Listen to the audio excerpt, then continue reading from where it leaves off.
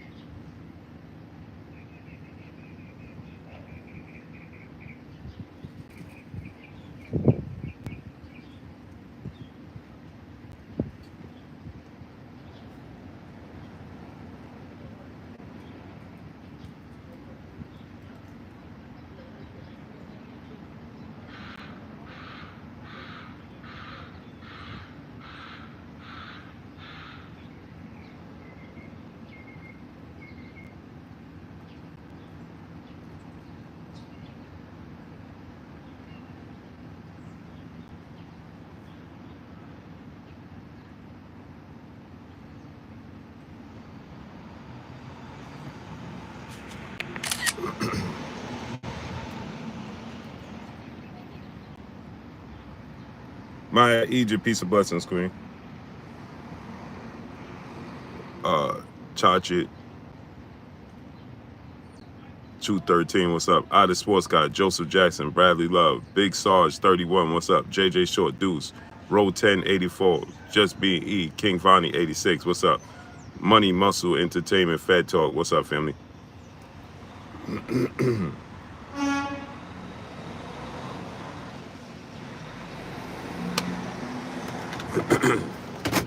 YouTube has my channel shadow banned, okay? So you're not gonna get notifications from my channel. I don't even get notifications from my channel. So you're not gonna be made aware when I go live because they have shadow banned my channel, my uploads, and my live streams. UGA Remy, what's up, family?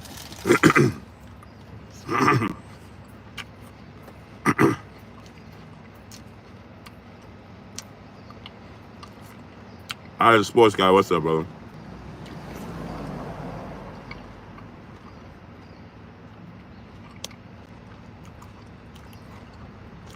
Game Moore, what's up, family?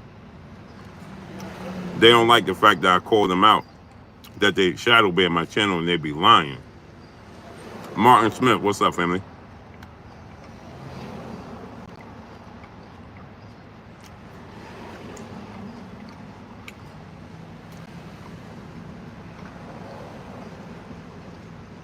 You won't get notifications from my channel, my uploads, or my live streams. It's not going to happen.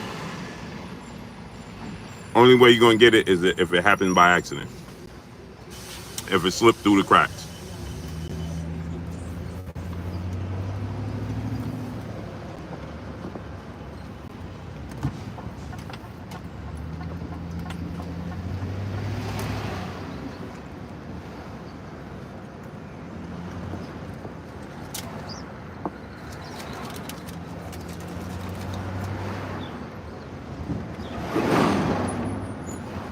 Your success means their success. They on some weird. Oh yeah. No, see, here's the thing. This is what people don't understand. Is they gonna get paid regardless. They gonna get paid regardless.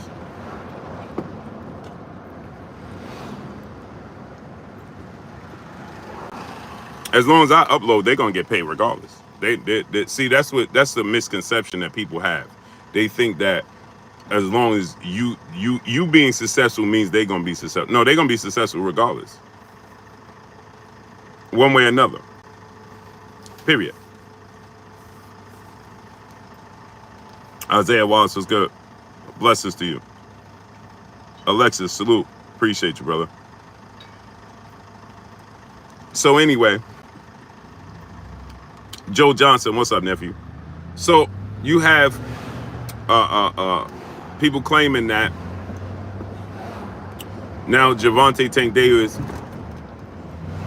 and Frank Martin have surpassed Ryan Garcia and Gervonta Tank Davis. That's a hard sell. Alex Rodriguez, what's good? No way Davis versus Frank does have a bigger number. That's a hard sell, right? To claim that this fight with Frank Martin is going to do bigger numbers and surpass Ryan Garcia fight with Tank is a stretch.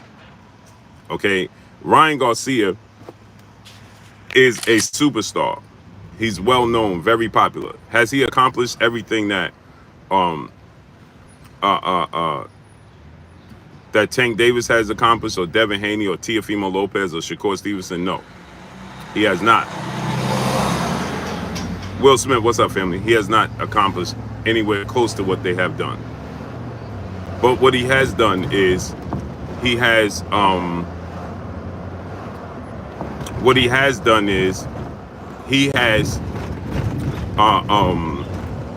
built his brand outside the sport of boxing.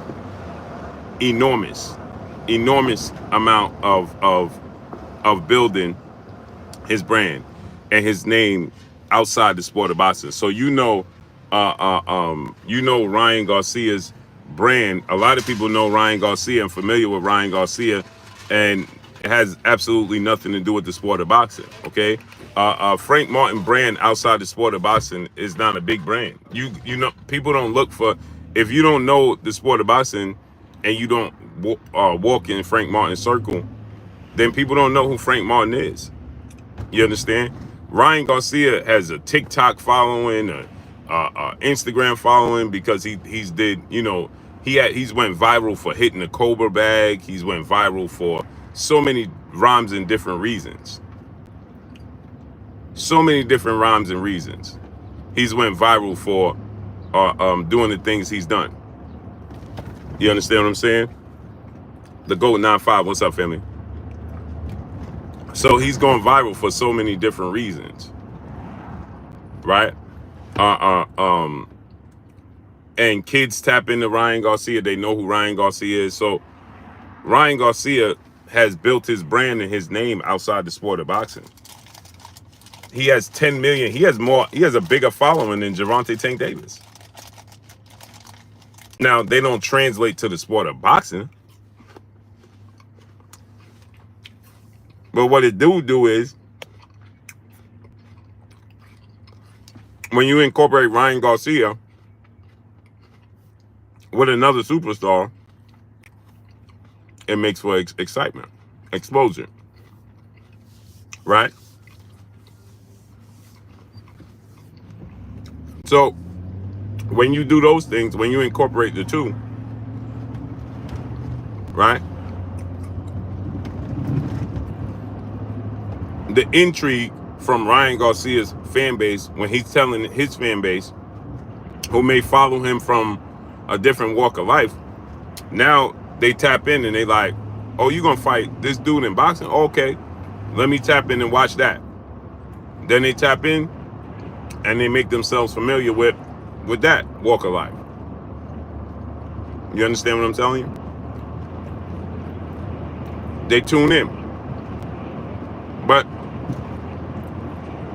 when he's fighting Oscar Duarte, they're not interested.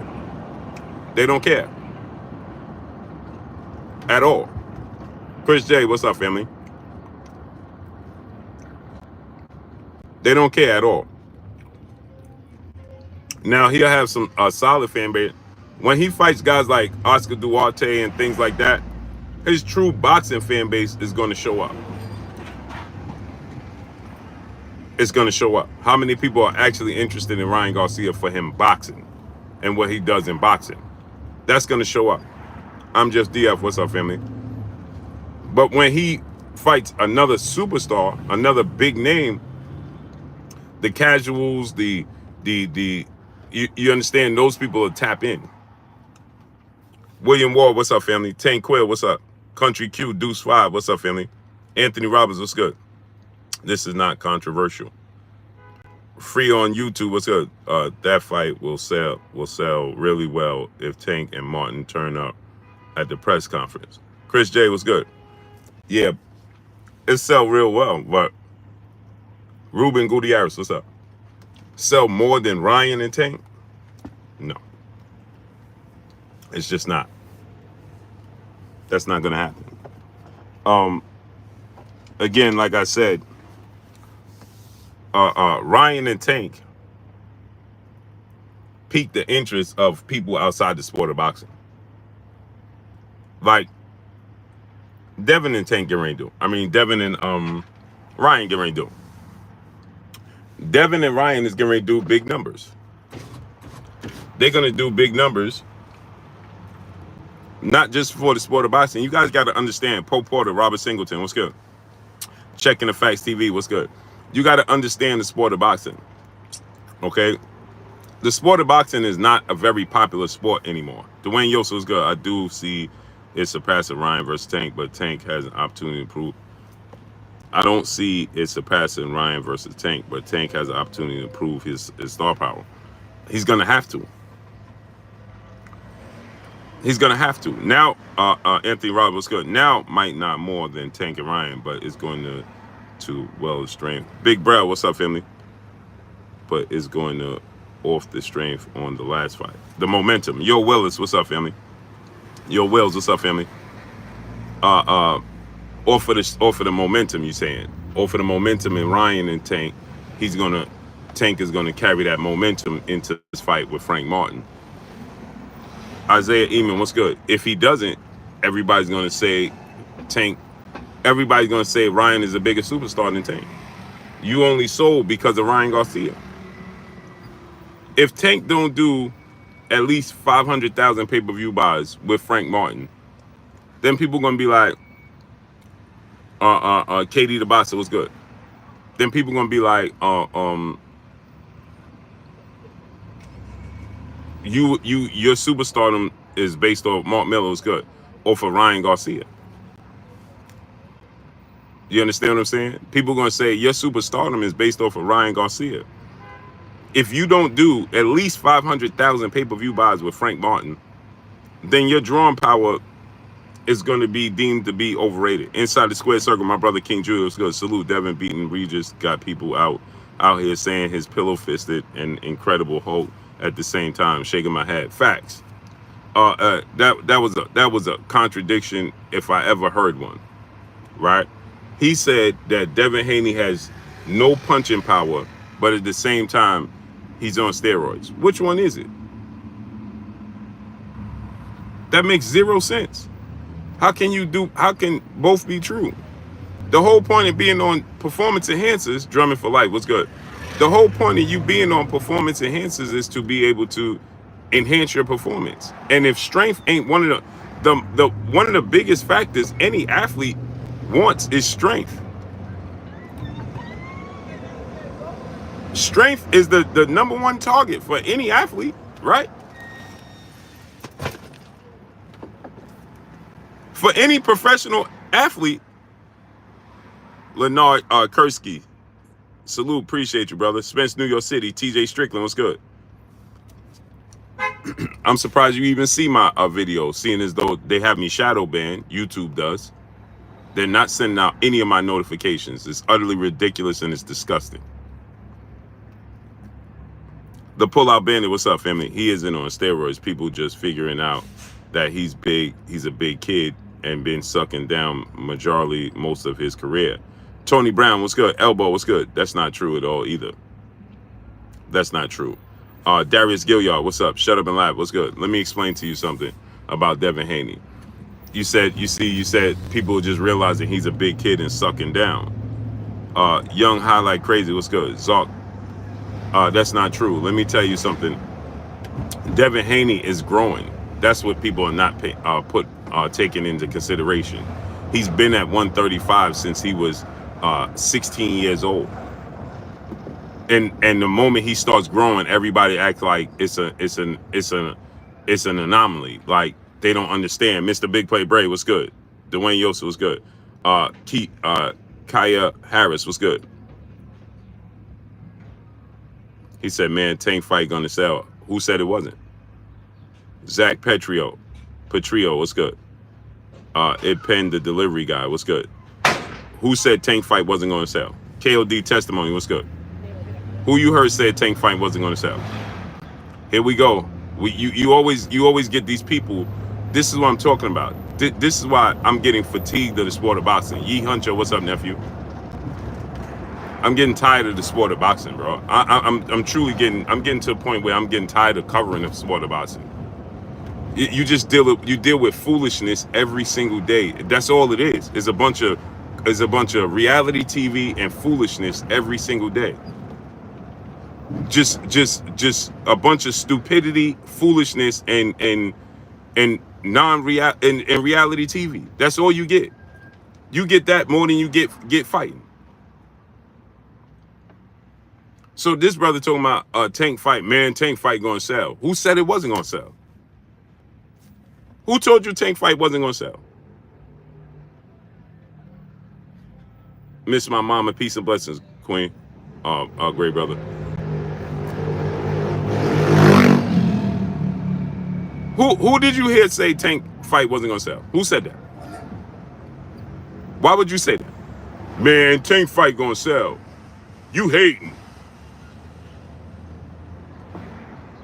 Who said Tank fight wasn't gonna sell? Who said that?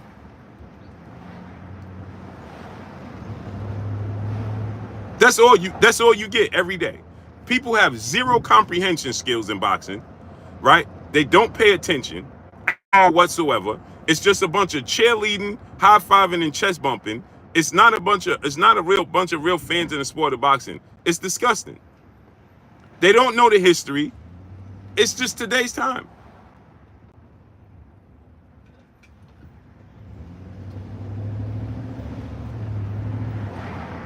It's just instant gratification, instant stupidity.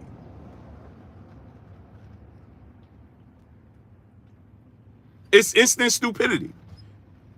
Because people don't know what they're talking about.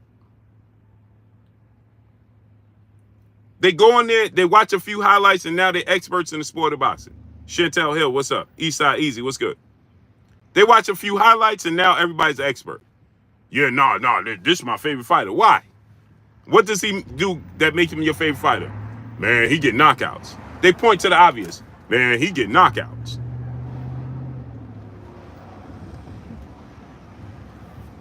And what else he do? Yeah, he win the fight. I know that. I know that. It's ridiculous. It's disgusting, man. For somebody like myself that's in love with the sport of boxing and support the sport of boxing, it's ridiculous. It's a turnoff, man. Brutal, what's good? It truly is, man. He said, Brody, nobody insulted you.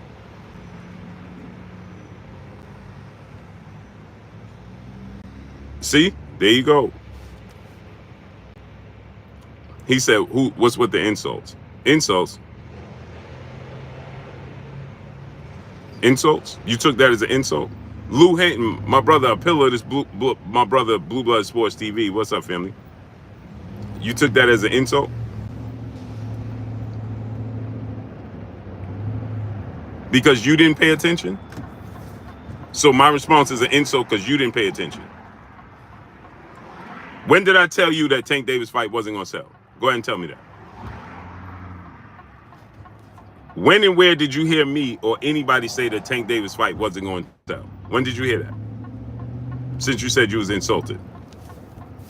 The insult came from you to me.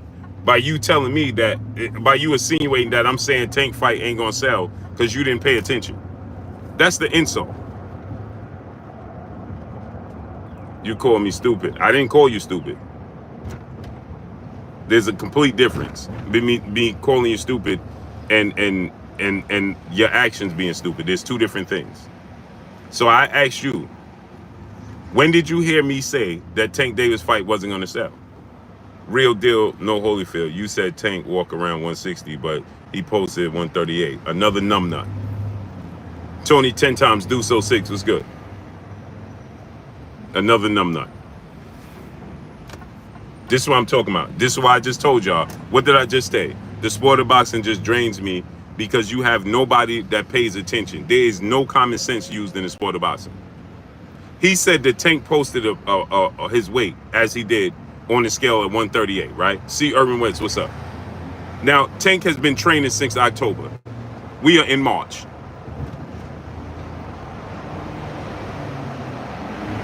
This is March. He's been training since October.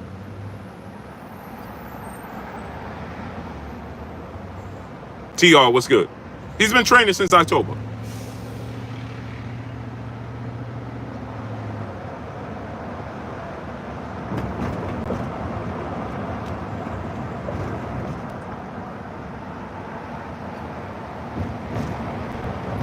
He's not in camp. He's just been staying ready. So that means that if he's not in camp and he's been staying ready and he's been training since October, then that means he's maintaining, right? That's why he's close. That's why he's 138. You think he just purposely stepped on the scale and weighed 138 and told you I could weigh in small because he's been walking around since Ryan Garcia fight at 138? Yeah, that's what you believe? I expect you to believe such things. You think since Ryan Garcia fight that he's been walking around at 138 pounds. Is that what you believe?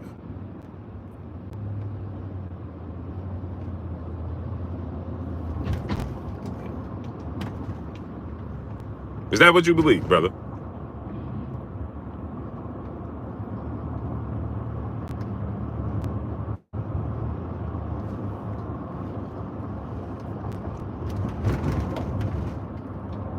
Big man Dan said Tank weighed 135. Right.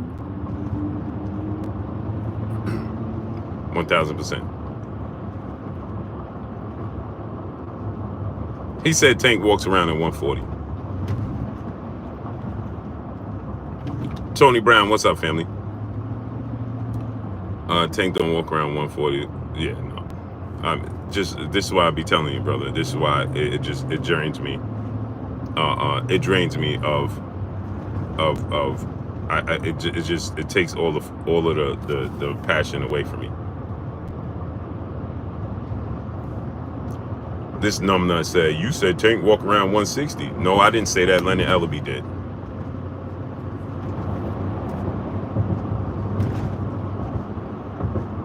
Lenny Ellaby himself told you that. He walk around that. What makes you think Tank walk around that? Oh, boy.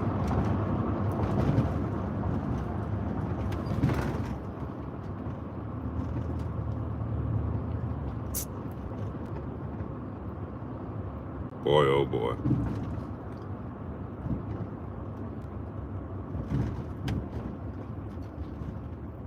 Rajun Rule, he said Prime just signed Devin Haney. Boo.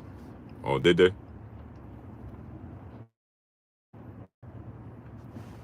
Yeah, you can't save none of them.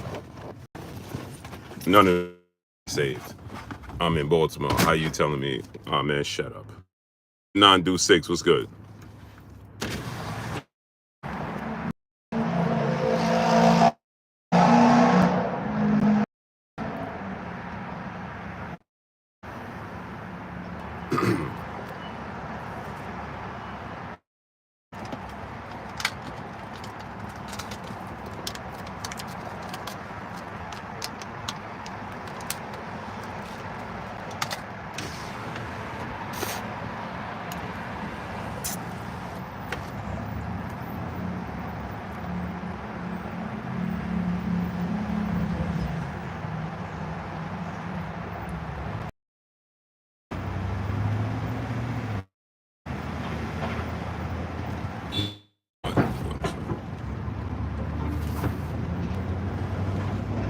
Deep, way too many casuals in the sport of boxing. Way too many man fans.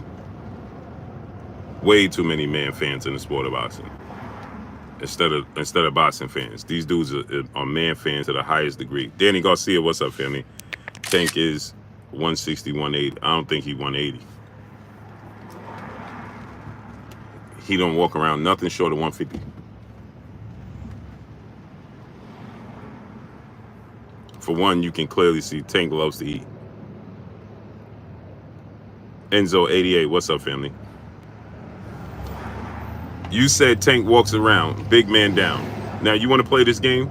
You want to play this game with me? I'm going to ask you again. You want to play this game with me? Huh? Since you said you in Baltimore, how I'm going to tell you? Okay, cool. So you know, you there, right? Okay, you there. And you know, you said you in Baltimore, you see him every day, huh? So, because you in Baltimore, J. Petty City, what's good, family? Then that means you must see Tank every day, huh? Because you in Baltimore. Correct? Big man, since you want to keep talking and you want to keep playing this game with me. See, we can never just talk boxing because you have people just come here just straight making up stories.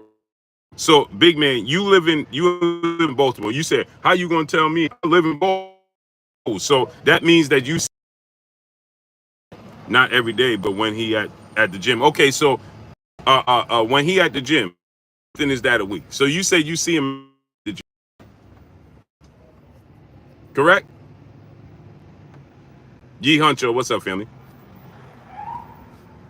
Right? You see him at the gym, right, big man?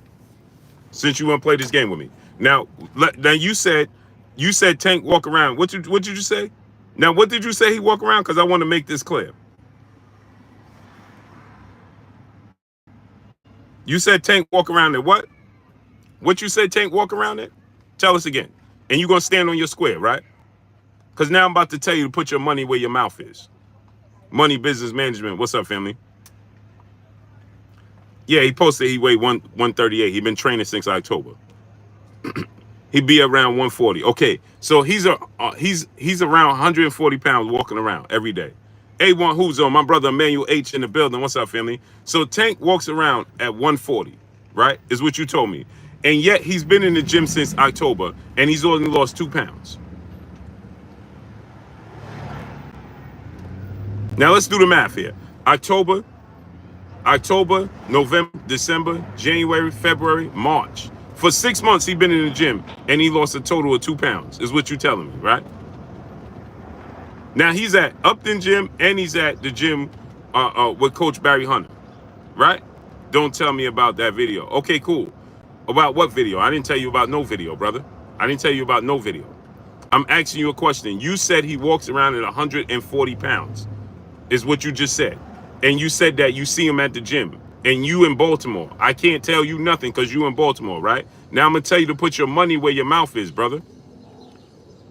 Now I'm gonna tell you to put your money where your mouth is. So you said you in Baltimore. Video of him starting training in October. Yeah, he started training in October, right? And I have multiple videos because I have multiple people that know Tank Davis. So he's in Coach Hunter's gym, at the Head Busters gym with Coach Barry Hunter and Bugs. Russell Up Kicks. What's up, family? And he's at Upton gym, brother. What you think? I'm new to this? No, I'm not new to this. I'm true to this. I've been doing this for a very long time. What you think? I don't know people? Huh? Because you in Baltimore? Okay, so now we're going to play this game. You going to put your money where your mouth is, or you about to get blocked. GB Lifetime Vids. What's up, family? He started later than that. Okay, cool.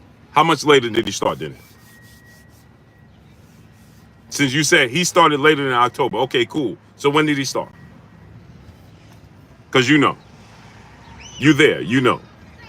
He started later than, he didn't start training in October. He started training later than that. So when did he start training then? Motivation 317. What's up, family? When did he start training then?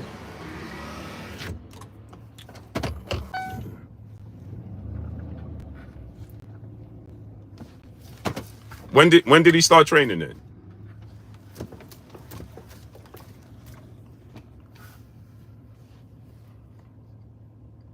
Who you know? I ain't telling you who I know. The rods don't rock what you eat, neither does Coach Cal. I don't care what they say. I don't care what you say. I'm asking you, brother, when did he start training? You're a grown man speaking for other grown men. And you happy that you guys have a platform that in Baltimore? Kudos to you. Catch up. I've been doing this for years. Catch up. So I'm asking you, brother. Early this year for real. Okay, I asked you when. You know he didn't start in. You said you know for sure he didn't start in October. So I'm asking you. So when did he start then?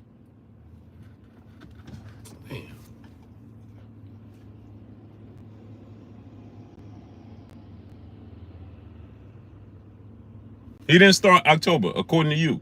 So when did he start then?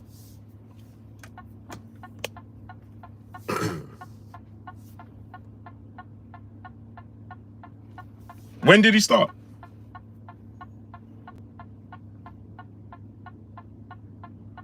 He started in February.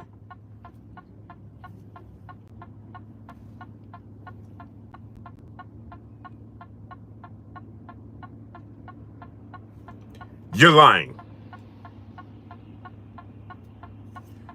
You're lying. And you're lying again.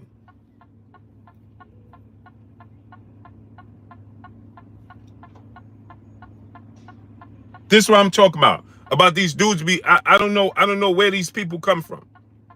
So I have members of Tank's family members that show me videos and pictures of him training and saying that they get ready to make an announcement way before February. You're lying.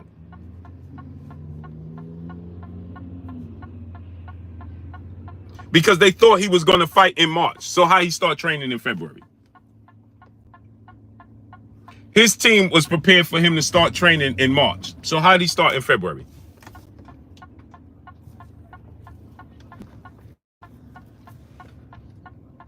I know family members of his that I talk to on a daily basis.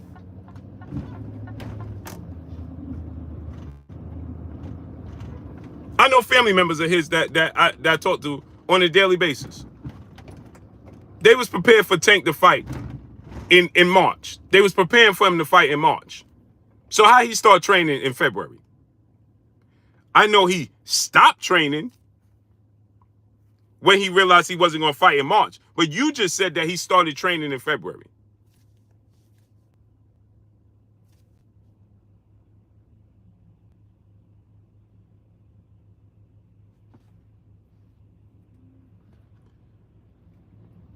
He said if he was 50 pounds, he already has fight you.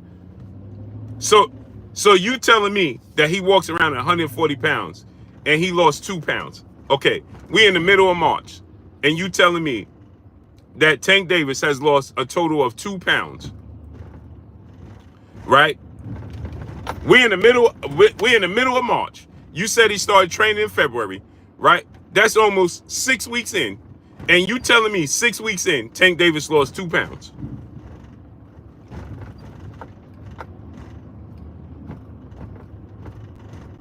You telling me 6 weeks in of training, Tank Davis lost 2 pounds.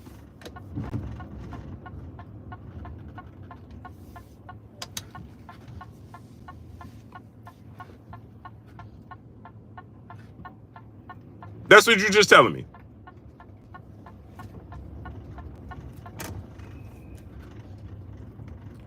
He gonna lose 2 pounds in 2 to 3 days. Easy, without even trying. But you just said he lost 2 pounds in 2 months. Jonathan Thompson, what's good?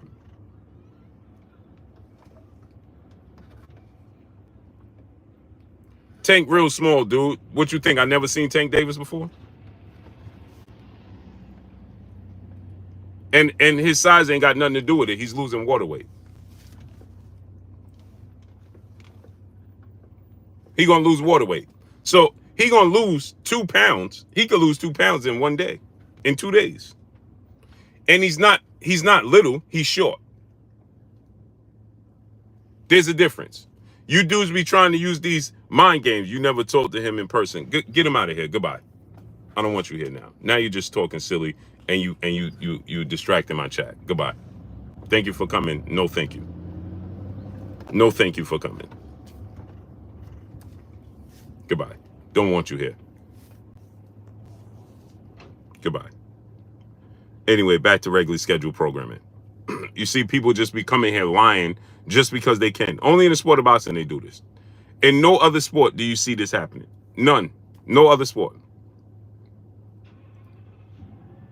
You don't see this happening in no other sport. Only in the sport of boxing. That people could just come and make up stories. Right? Because he live in Baltimore, he want to act like he don't know Tank. He don't know Tank.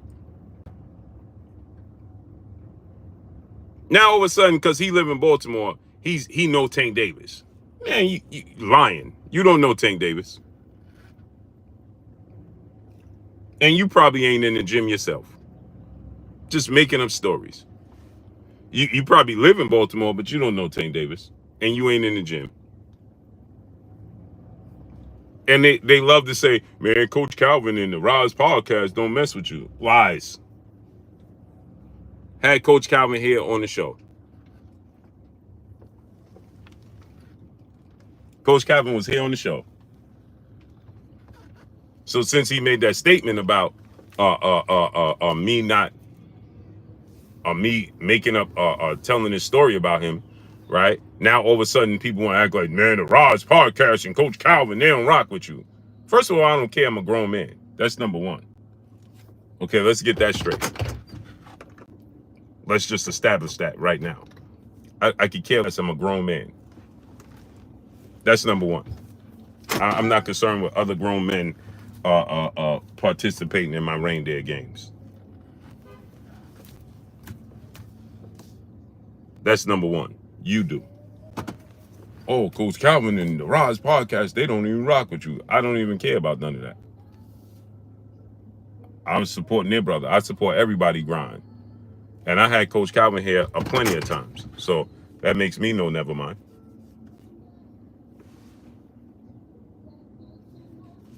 Makes me know never mind.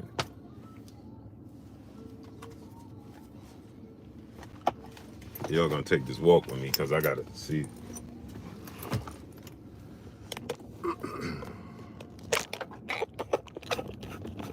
So, brother talking about, oh man, Coach Calvin and them, they don't even rock with you like that. Are you happy?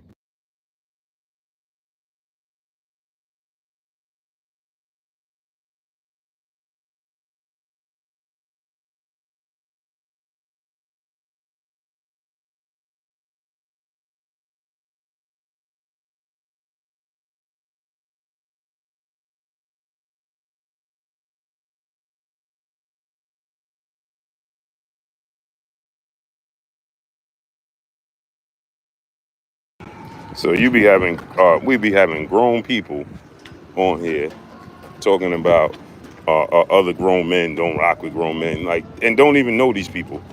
So anyway, like I said, man, back to regular scheduled programming. It's going to be hard for this fight to surpass that of, you know, Ryan Garcia fight, because Ryan Garcia has such an imposing fan base himself. Ryan Garcia is a superstar in his own right and has built his brand extremely high. Ryan Garcia has.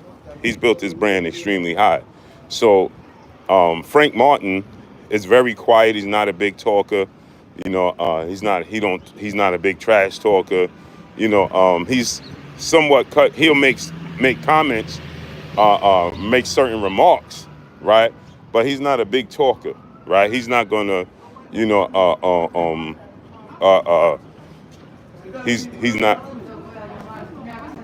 not gonna, do a bunch of trash talking and promoting. He's not gonna do that, and you ain't gonna get that from Frank Martin. It's a hard sell. It's gonna be a hard sell.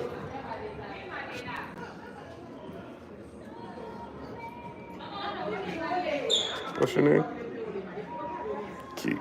K. Harris said, "Free speech was good. Coach Bray was good."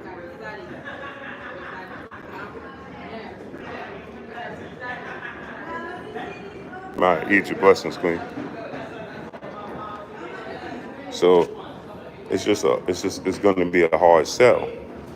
So is it going to sell? Yeah. Steady people, it's good. But is it going to sell more? Tank versus Ryan is the question.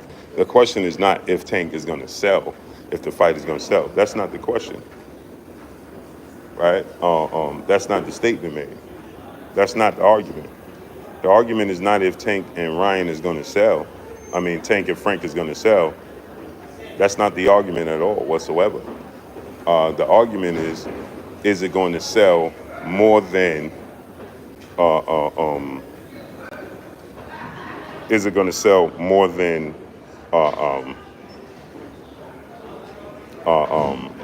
Ryan and Frank? That's the argument. The argument is not if it's going to sell at all whatsoever. Yeah, it's going to sell for sure. I have no doubt it's going to sell. The argument is it going to sell more than Ryan and Frank? I mean, Ryan and Tank. That's the argument. You understand?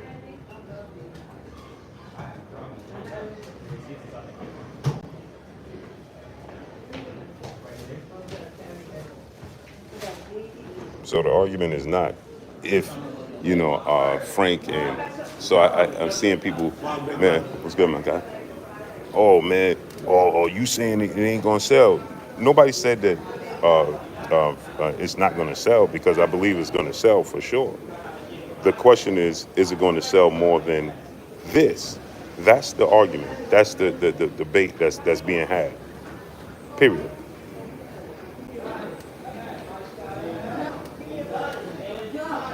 Period. That's the debate. The debate is not if it's going to sell itself. The debate is if it's going to sell more than this fight. That's the debate. Period.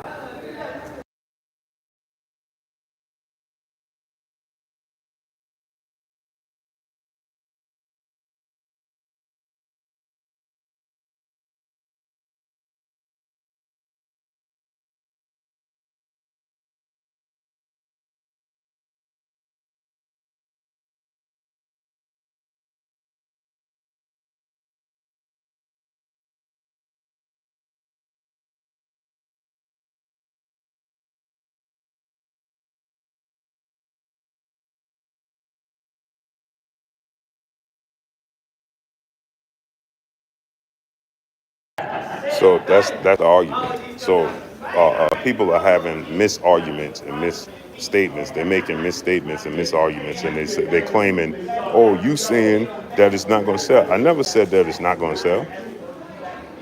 Not once did I ever say that Tank and Frank Martin is not going to sell. I never said that because I truly believe it's going to sell 1,000%. The question is it going to be able to outsell Ryan and Tank? Because that's what his trainer, Coach Kenny, said. Coach Kenny said that Frank Martin versus Tank can outsell Tank versus Ryan Garcia. That's the question. And no, that's a hard sell because of the fact that Ryan Garcia has built his fan base up outside the sport of boxing way bigger than Frank Martin has built up his fan base. So when you factor in those two situations, then that's the difference. That's where the difference lies. The devil's in the details, right? He's a bigger draw. Ryan Garcia is not as big of a draw. Frank is not as big of a draw, and he's quiet. He's quiet. People just don't know who he is. We know who he is. You have a bunch of people already saying that Frank Martin versus Tank, that's a cherry pick. It's a cherry pick. It's not a cherry pick at all whatsoever. By no stretch of the imagination is that a cherry pick, but it's going to come off as a cherry pick because many people are not familiar with Frank Martin. Period. That's the argument. When you don't have a lot of people not familiar with Frank Martin, then that's what makes it a hard sell.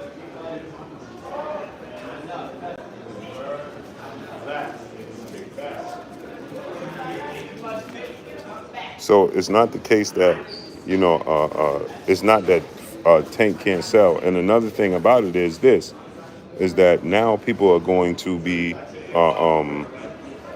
they're going to judge Tank's last performance, and as far as selling, they're going to judge that based off of his fight with Ryan Garcia.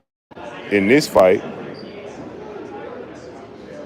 with Ryan Garcia, with Frank Martin, people are going to immediately say, well, you didn't do big numbers because you only did those big numbers because of Ryan Garcia. That's the end of it. That's all. No matter how you slice it. You understand? People are going to look at it and they're going to be like, you did those numbers based off of Ryan Garcia. When you don't have Ryan Garcia included in the equation, you're not doing big numbers. That's just how it's going to be perceived. Period. I know people want it to be perceived in a different light. They want it to be, and smash the like button, man. Drop $1 in super chat, refresh the super chat, man. Let's get the likes up, man. Let's get it going, people. Get the likes up, man. What are we doing, man? We don't have no likes. The super chats, support the channel, support the grind, man.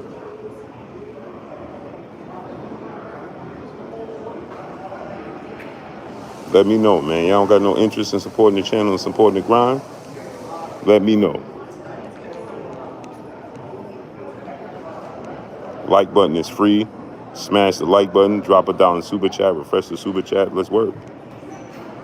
The beauty of Africa. What's up, brother? What's good?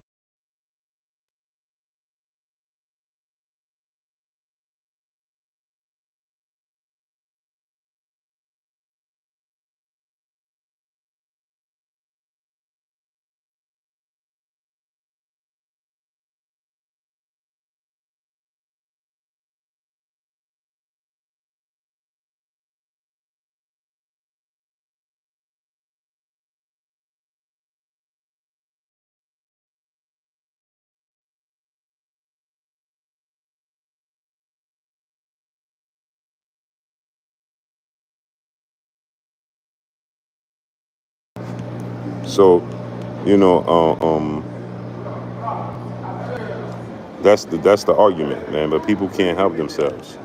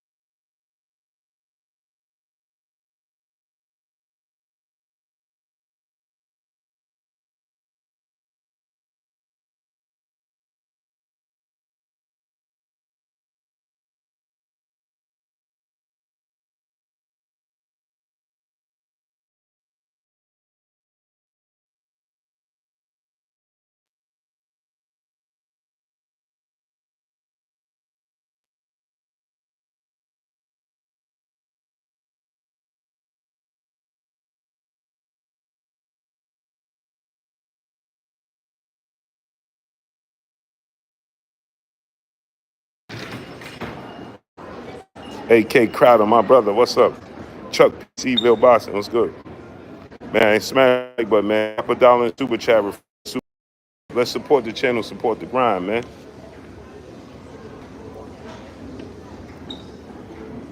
Support the channel, support the grind. Let's work, man.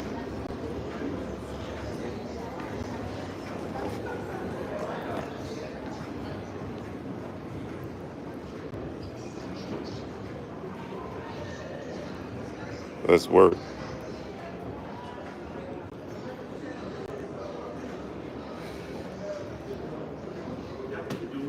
What's going on, guy? Chilling? Yes, sir.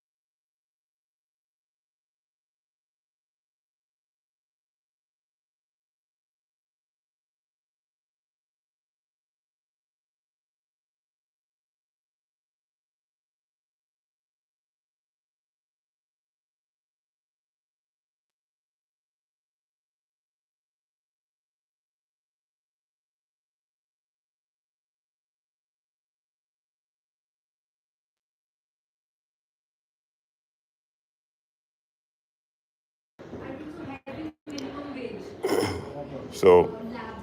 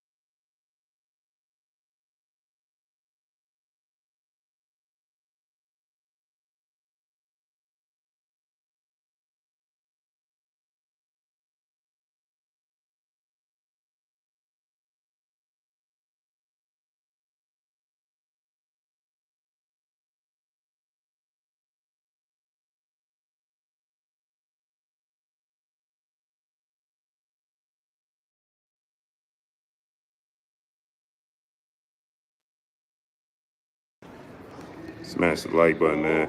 Salute to my brother K Crowder, brother in the super chat, dropping that Cinco on your boy. Take a moment to smash the like button, please, for my brother, my family. Salute to my brother AK, man. Appreciate you.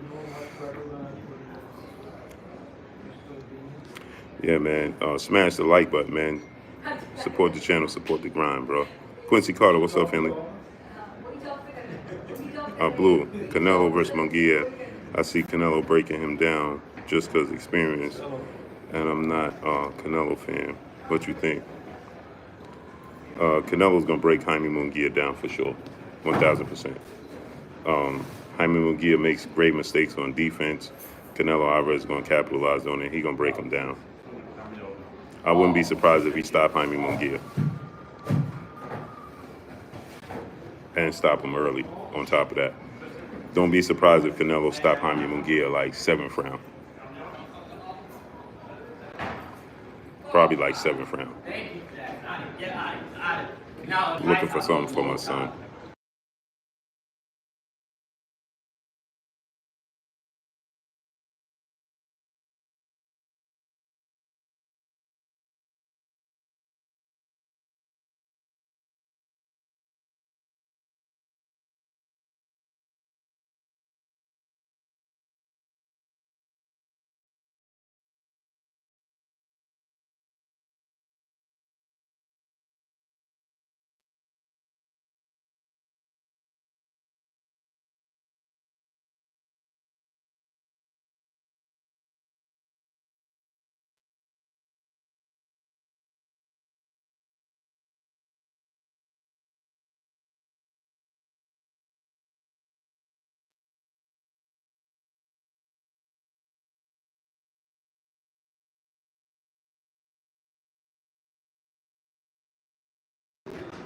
Yeah, Benjamin Harrington, what's up, family?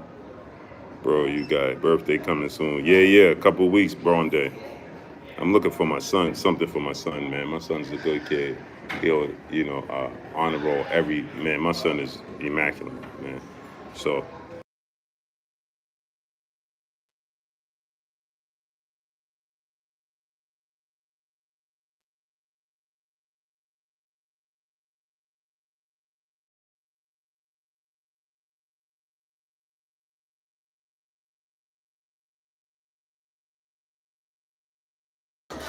Kerr, what's up, family? Lawrence Liz, what's up, family? King Kev, what's up, family?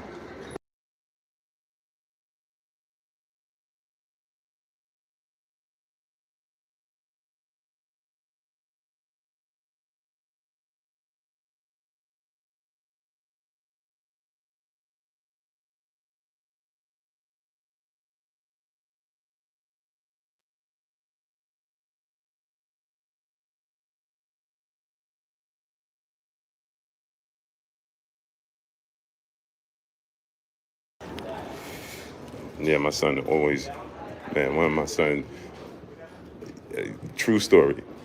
This is a true story, right? My son, I've never ever, one of my sons, as y'all know, I got a lot of sons, a lot of kids. But one of my sons, I've never ever had to discipline him one time outside of telling him to stop being upset because he got what he sees to be low grades in the 80s. If my son get grades in the 80s at any point in time, then he feels super stressed. And then if he got a test, he missed school. Like if he gets sick and miss school, he's fully upset. He's completely upset if he misses school because he got a test coming up that he got to take a test for. Great kid, man. Not that all my kids are great kids, but you know, it's not often that you get a teenager. It's not often you get a teenager that simply, you know what I'm saying, is just focus on just being successful. You know what I'm saying? Without anything else. There's no bells and whistles, none of that. So I try to get them.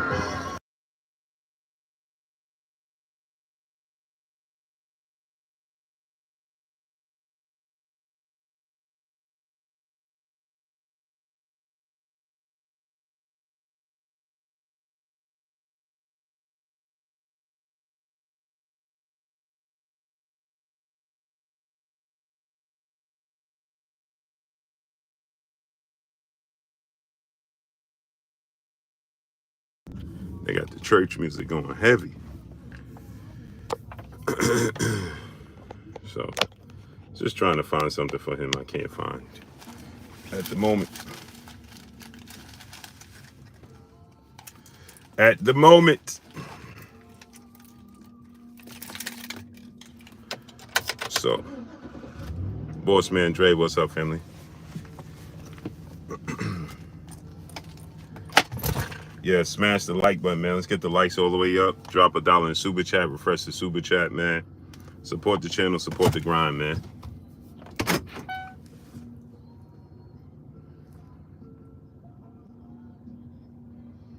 Travis touchdown, my brother in super chat. Much love, family.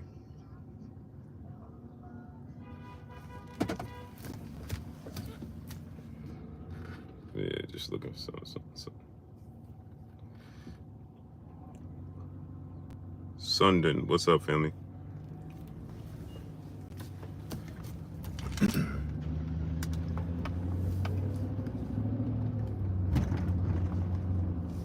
So anyway, do I think Tank is a major draw? Yes, sir. With all the piracy in the sport of boxing, Bassiana the Menace, peace and blessings to the vanilla drop, vanilla drop. Make it for 50% of the queens of the ring. Shouts out to the queen, Bassiana the Menace. Blessings, queen. How you feeling today? So Again, like I said, man, Mr. M Pride, what's up, family? Miami Cizon, what's up? Where do you think Devin Haney lacks at? Where does Devin Haney lack at? Punching power, obviously. Uh, um, um, I believe that that's it. He lacks in the power department. You know what I'm saying? When he's fighting a very very aggressive fighter, uh, is he going to have the power to keep that fighter honest? Joe Johnson, what's up, family? And if you don't have the power to keep that fighter honest, then you have to have the defense to be able to elude said fighter. To give you an example of what I'm talking about is Floyd Mayweather and Marcos Maidana. Remember when Floyd Mayweather faced off against Marcos El Chino Maidana? Floyd Mayweather, his power couldn't keep Maidana off of him, right? It couldn't keep Maidana honest. Salute to Spaniard PR. Where you been at, bro? Dropping that Cinco on your boy Blue. Appreciate my brother Spaniard PR. Much love to you, brother. So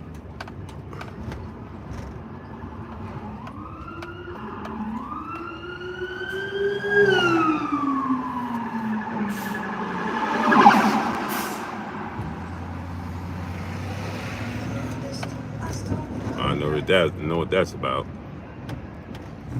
So you got to have the power to keep him honest. You understand what I'm saying?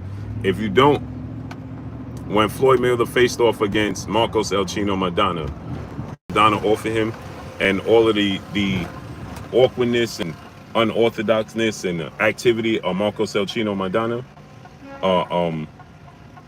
Floyd Mayweather had to be his defense and his counterpunch ability had to be A1. And that's what was A1. His counterpunch ability and his defense was A1. Right? And so if you don't have that power, your counterpunching and your sharpness and your decision making and your defense has to be A1. So we're gonna find out which I believe 1,000%. Sorry, people. I believe 1,000% Devin Haney, all those things, he'll check off all those boxes. I know people can say what they want, right? People have favorites. People don't like Bill Haney. People don't like Devin Haney because they don't like Bill Haney, so on and so forth. And that's all well and down. You understand? I could care less. I'm telling you guys, you know, people will come and they'll say, man, Devin Haney ain't this, Devin Haney ain't that. I promise you. I promise y'all. I promise you. When it's all said and done, right, people gonna be like, yo, see, let me explain something to y'all. People know that Devin Haney is that dude. They already know he's that dude. Here's the thing, right, is that's why they want to see Devin Haney in situations. Cop just walked right in the middle of the street.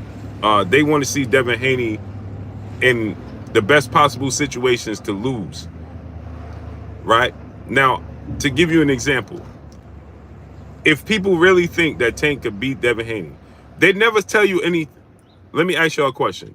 When people come here and they say Tank is going to beat Devin Haney, and you ask them why, right? They tell you Tank going to beat Devin Haney. What is he going to do to beat him? What do they always say? He going to knock him out. Have you ever seen anybody tell you that Tank is going to outbox Devin Haney? Or he's just a better fighter, he can win in any way, shape, form? No, they believe he has a puncher's chance against Devin Haney. See, they're admitting to you just how good they think Devin Haney is. That's why they want to see Devin Haney in situations like they want to see Devin Haney against Jerron Boots Ennis. Lance Shepard, what's up, family? They want to see him in there with Jerron Boots Ennis. They want to see him in there with people like that. Why? Because Jerron Boots Ennis' skill set. Have all these people that make mention of Devin Haney fighting Jaron Boots Ennis. Right? All these people, have they ever told you that they want to see Tank fight Jaron Ennis? Brandon Harden, what's up, family?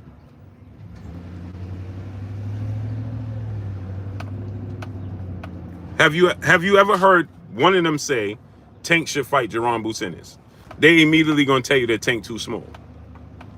Educated Jab, what's good? Yet Tank and Devin fought in the same division, the same weight class for 4.5 years. Out of sports guy, my brother in the super chat, dropping that dropping that cinco on your boy Blue in the super chat. He said just showing love and support the grind. Boston needs more brothers like you, fam. Salute to my brother out of sports guy. I appreciate you. People want to see him in there with Boots because Haney's natural weight. Cody Maxwell, what's up, family? Shaquan Jones, what's good? You can't, bro. I can't. You understand?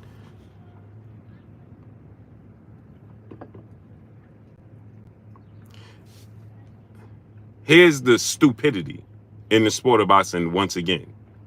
This just sounds absolutely dumb. He just said Tank is 5'5". What the hell do his height have to do with fighting? Please explain that to me.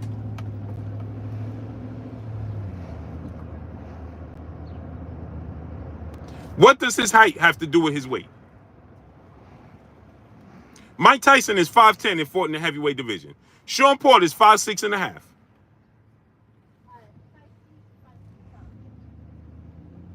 Sean Porter is 1.5 inches taller than Tank Davis, brother. Do you know that? Keith Thurman is 5'7", 5'8". Manny Pacquiao is 5'5". Marquez is 5'6".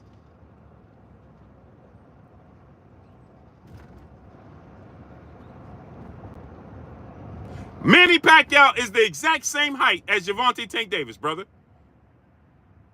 So what are you talking about?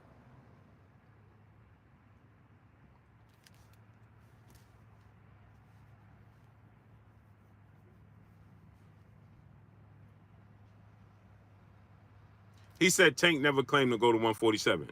I'm sorry. Didn't Tank Davis on 3 separate occasions say he would knock out Terrence Crawford? Could have sworn Terrence Crawford is a welterweight. Maybe I'm mistaken, though. I could have sworn Tank Davis said he's going to go to welterweight on the Roz podcast and said that he's going to go up to welterweight. That's where he thinks he's going to top out at. And he said he wanted to fight Terrence Crawford and knock Terrence Crawford out. Could have sworn he said that on 3 separate occasions. Now, educated jab, Tank literally said he 140 is too big for him.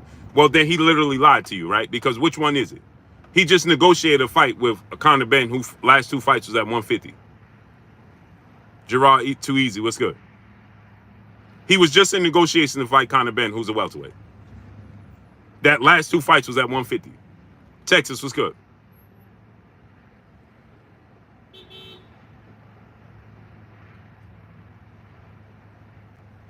I don't care if he backed out the fight, not because of size. He backed out the fight because they didn't want to give him the money that he was looking for. So please, stop.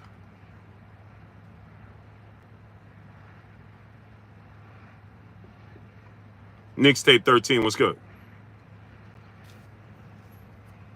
He didn't back out because he was too big. He backed out because they didn't give him the money he was looking for. He wanted more than 15 million, brother. What are you talking about?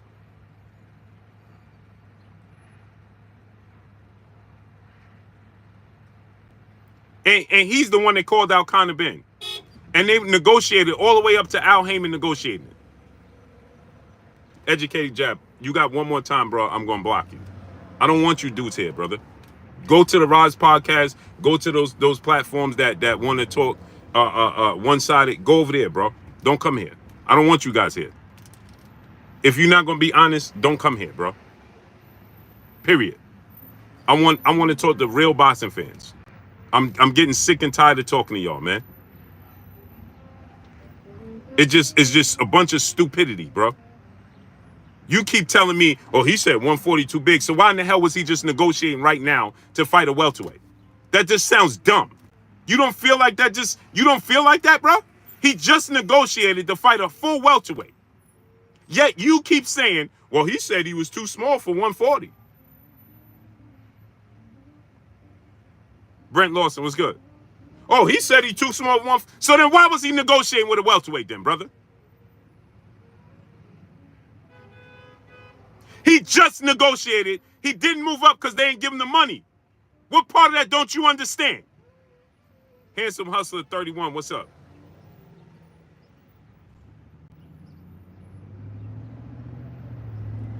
Oh, why didn't he move up there? Because they ain't give him the money. What's wrong with you, man? Oh, he didn't move up, though, because they didn't give him the money. If they gave him the money, he fights at 147.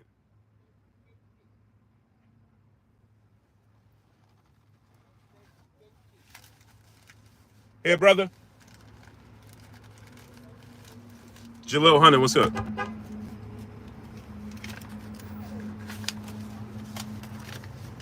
Come on this side. Come on this side.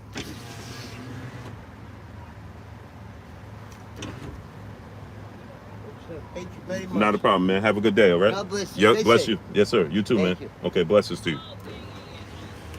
Yvonne Houdini III, what's up?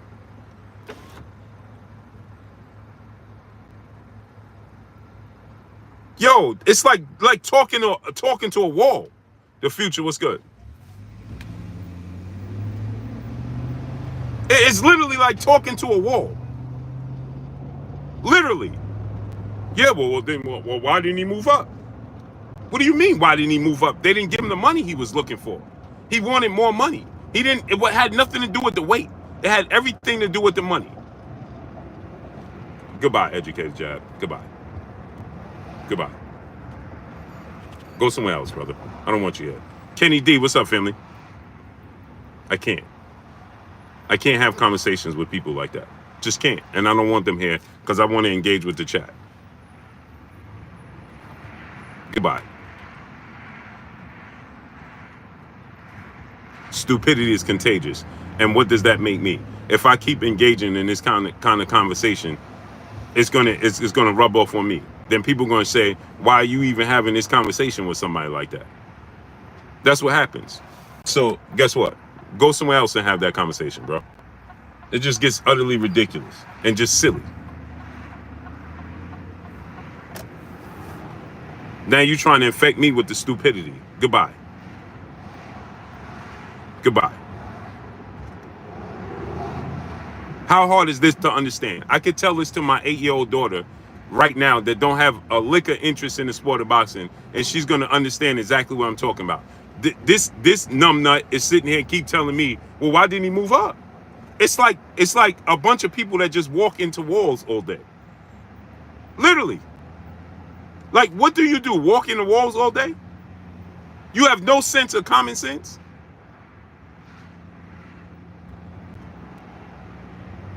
I could tell this to my 8-year-old daughter who has no interest in boxing, and she can make out what I'm talking about. Yet you continue to repeat the same thing. Oh, well, how come he haven't moved up then? Well, he already fought at 140, but why didn't he move up? What? Well, if that's the case, then why didn't he move up? He just told you they didn't give me the money. Yeah, but why didn't he move up? What? They didn't give him the money he's looking for to fight Conor Ben. Well, why didn't he move up though? He refused. Bro, you can't make this up. DNA touch toothache. What's up, family? Blessings. You right, brother. You right. You 1000% correct. Let me put it on, brother.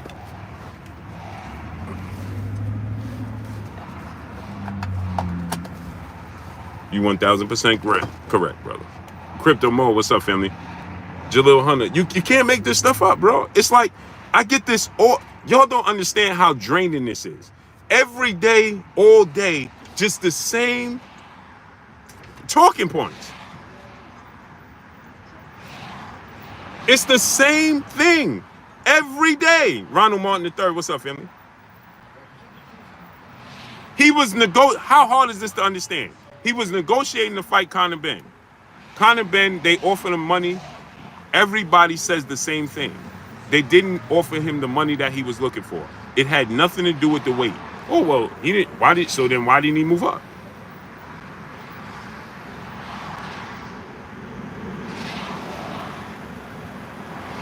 God body right, what's good? Appreciate you, bro.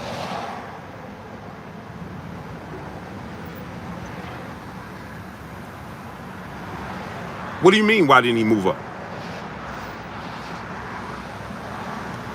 It's simple mathematics. If they gave him the money, he moves up. They didn't give him the money, he didn't move up. How hard is that to understand? Which means he was willing to move up, right?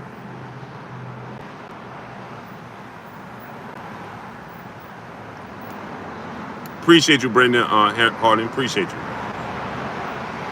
Right? Doesn't that just make sense? Does everybody understand that? Right? If you give me the money, I'll do the job. If you don't, I don't do it. Kiki, peace and blessings, Queen. Biz0128. What's up, family? Yeah, well, why didn't you do the job? Because you didn't pay me the money. Yeah, well, why didn't you do the job, though? What?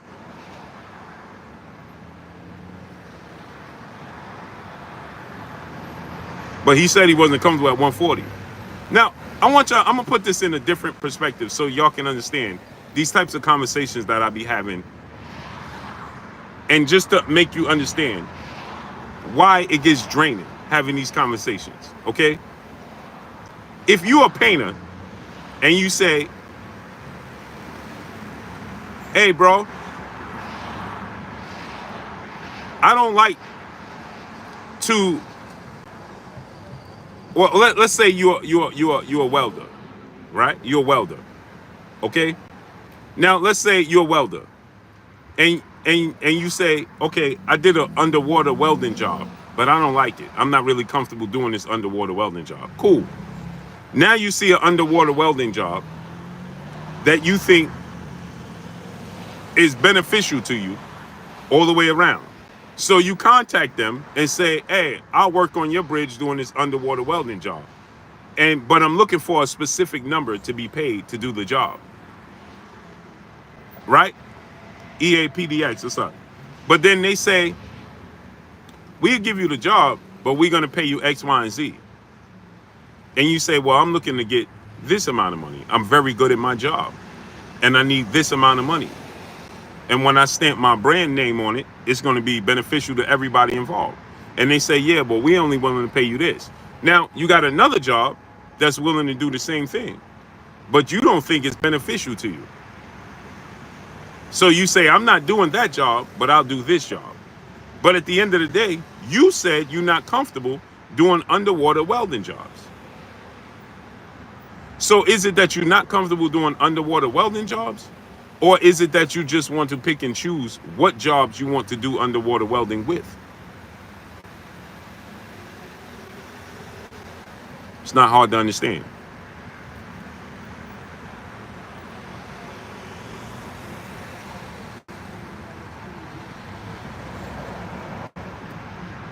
And then you get people come here and say, well, he can't do underwater welding jobs because he said he ain't comfortable doing it. That's why he ain't take that job. No, he didn't take that job because they didn't give him the money he was looking for.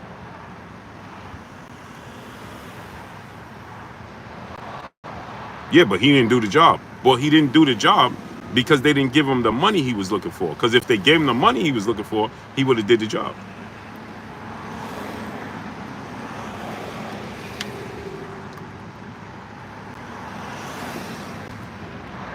Terry Nelson II, what's up? But then they come back and they say, well, yeah, Blue, but the thing is, he ain't an underwater welder. Well, yes, he is, because he's performed at one of the highest levels doing underwater welding. So, yeah, he prefer to do on. Yeah, but he's not an underwater. You just sound silly. You continue to say the same thing.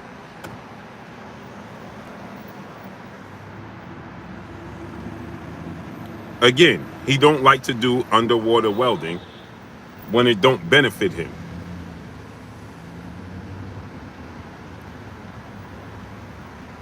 When it benefits him, he doesn't mind doing underwater welding. Point blank and period.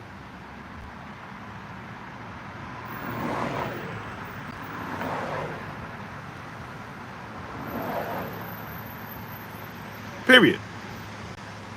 Is that hard to understand? It is going to be for that dude, because see, they are always they are 1000% in deflection and excuse mode.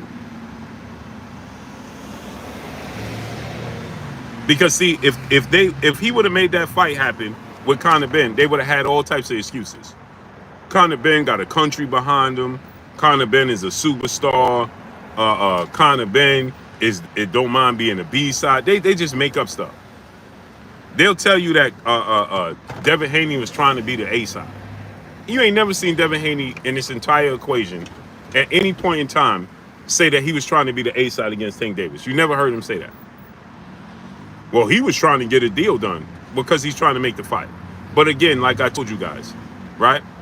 If they truly believed in him and they truly believed that he could beat Devin Haney, then they would say make the fight happen. They don't.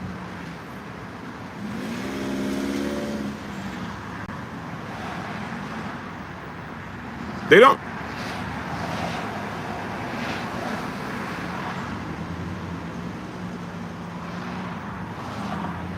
They never tell you that.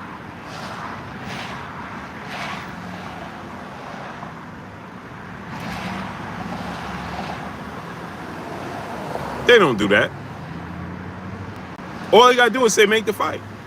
It's funny that they say Devin Haney gonna get knocked out, but they never say make the fight. The ones that think it's the Devin Haney, the people that support Devin Haney in this situation, say make the fight. But the ones that saying they ain't saying make the fight, they saying Devin gonna get knocked out. So then why aren't they saying make the fight happen? It don't make sense. It makes zero sense. But it makes all the sense in the world because they don't believe that he can win. They believe that Tank has a knockout chance, a puncher's chance to beat Devin Haney. That's it. That's all. That's it. That's all. So here they come every day. I'm not talking about Devin and Tank. I'm talking about Tank and Ryan and Tank and Frank Martin. And here they come. Well, Devin Haney, they're afraid. It's called fear. The word for that, the definition for that is called fear.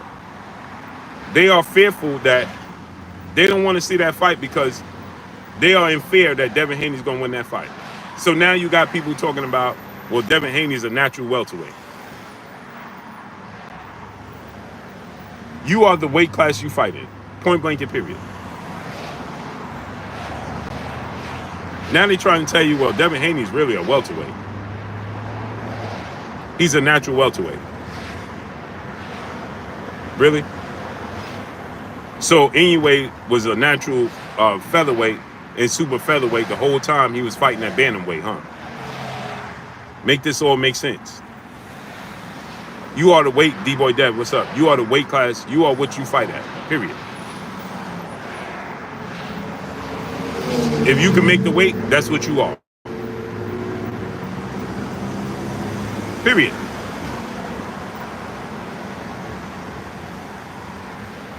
Yeah, RJ, what's up, family? EA, PDX, they always make excuses because they don't want to see their favorite fighter in a compromised position. They like to just live in safe land where they could be like, nah, this guy, I don't really see this guy beating my guy. They're comfortable there. I tell you all the time, comfort and familiarity is stronger than love.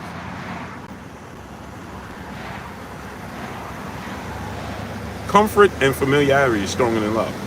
You can be in love with a specific job, but scared to make the change because you're comfortable where you at. You can be in love with a person, but be in a relationship with a person you absolutely do not love, but you are comfortable and familiar with the situation, and you'll stay there because you're comfortable. You know the routine. Human beings don't like change. They don't like change.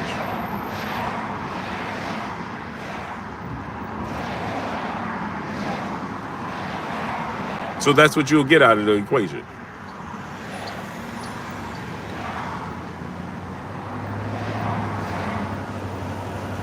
So they're comfortable with the level of opponents that Tank Davis is fighting. They're comfortable with seeing him because, see, even in those fights, the drama that he gives you when he's down on the cards, you know it's just a matter of time that he's going to come back. It's like a Rocky movie. You know, you watch a Rocky movie, a Creed movie, yeah, you know he probably going to lose that first fight he had, but you know he's going to come back in the end and he's going to win. You know the script. You pretty much know the script. But it's entertaining and you'll pay for it. Because it helps you release and escape reality. You see, Tank Davis has a lot of fans that represent a power situation. When you look at Baltimore, he gives people hope in Baltimore. Maya Egypt, peace and blessings, Queen. Tank Davis gives people hope in Baltimore. That's why he has so many fans. They're not really fans of him as a person or him as a fighter. They are fans of where he's at, the success he had in his career and in his life, right? And it gives them hope that they can get out the situation. So they live vicariously through Gervonta Tank Davis.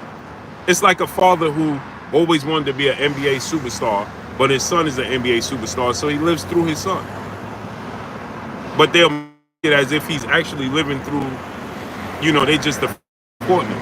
They're not supporting him. Not at all. He brings excitement. But when Tank Davis do something, Baltimore do it.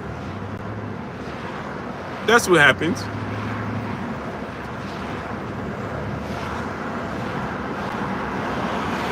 Because they haven't had a lot of boxers come out of Baltimore that are super successful. So they are overly supportive, as they should be. He's their very own, but that's where they come from. And it just spread like a plague. Like a plague. It just spread. So those same types of fans are his supporters. And they'll tell you how much, but they don't tell you anything other. How Tank Davis going to beat Frank Martin? Knockout. They all going, 99% of Tank Davis fans, when you ask them, Cali World, peace and blessings, Queen, hey, how you think Tank going to win the fight? Knockout. They all going to tell you the same thing. They are all going to rebuttal the exact same sentiment. Like robots. How do you think Tank Davis is going to beat Frank Martin? Knockout. That's it. That's all. Then when you start to press him on it, then they start to tell you stuff like, yeah, well, you know, because he is a boxer and he can do this and he can do that, you know, when you start to press him on it. But then and only then are they going to try to give you anything other than a knockout. And to combat that, here's what they're going to do to combat that, right? When you start to press them on it, here's what they do to combat that. Then they're going to start to tell you, yeah, well, Devin Haney, Devin Haney ain't got no punching power. Well, Devin Haney ain't got no punching power. Devin Haney has one knockout of the year.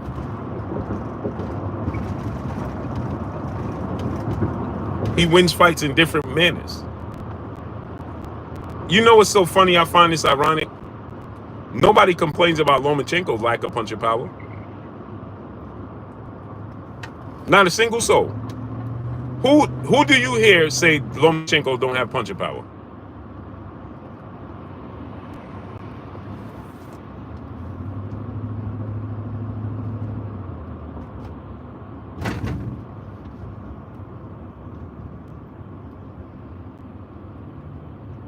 When have you ever heard somebody say Lomachenko don't have punching power? Tom, what's up, family? Have you ever heard anybody say Lomachenko? Carr, what's up? He said, when did Haney win knockout of the year? You got to do your homework. Do you hear them saying Alexander Usyk don't have punching power? Do you hear them complaining about Usyk's punching power? Do you hear them complaining about Lomachenko's punching power? Do you hear them complaining about Bivol's punching power? Dimitri Bivol just beat Canelo Alvarez, and he ain't got no punching power. He got like 11 knockouts in his career. Southwest Dice, what's good?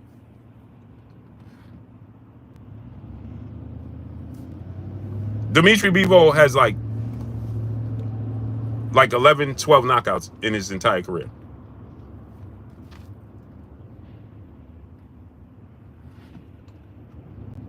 Carr said, Moran, LOL, years and years ago. What difference does it make when it happened? The point that it happened. Now, let me ask you a question, Carr. When did you see Lomachenko have knockout of the year? Not so smart guy. Since you so enamored with, oh, well, look how long ago that was. Who cares? Does he have a award that says he won knockout of the year?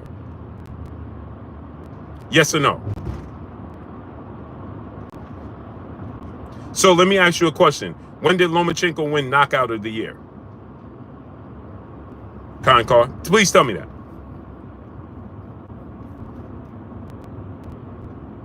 Oh, Lomachenko never did. When did Alexander Usyk, a heavyweight, win knockout of the year?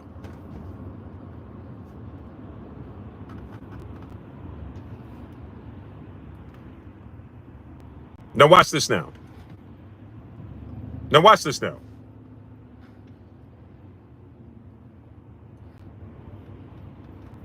Carr? When did Lomachenko win knockout of the year? Alexander Usyk. Go ahead, Carr. You threw your hat in the ring. Okay, so I'm going to answer the bell. So go ahead, tell us. When did he do it? Oh, people love knockouts, Tony Brown. 1,000%. But that's not the that's not the argument. I thought we was talking about Devin and Tate not. What part of this don't you understand? You see what I'm talking about? Paying attention is actually free, but it's the most free, expensive thing in the world. Now he's saying, I thought we was talking about Devin. We are. I just asked you a simple question. Why does Devin Haney get labeled being, and all you talk about is him not having power, but you never say that Lomachenko don't have power? See, comprehension is not very, very in high demand in the sport of boxing. And I'm making a point, but you can't follow because your brain is on hate.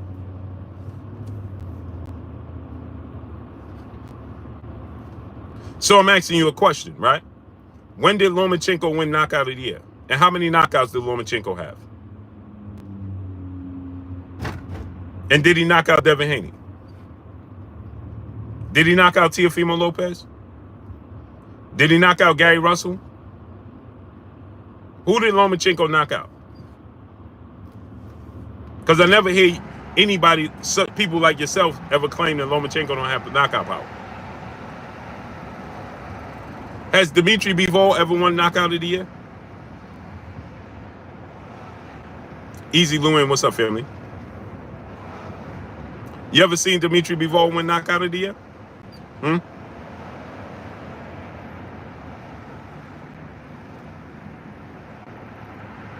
See, the reason that you can't pick up what I'm putting down is because your brain is stuck on disdain mode.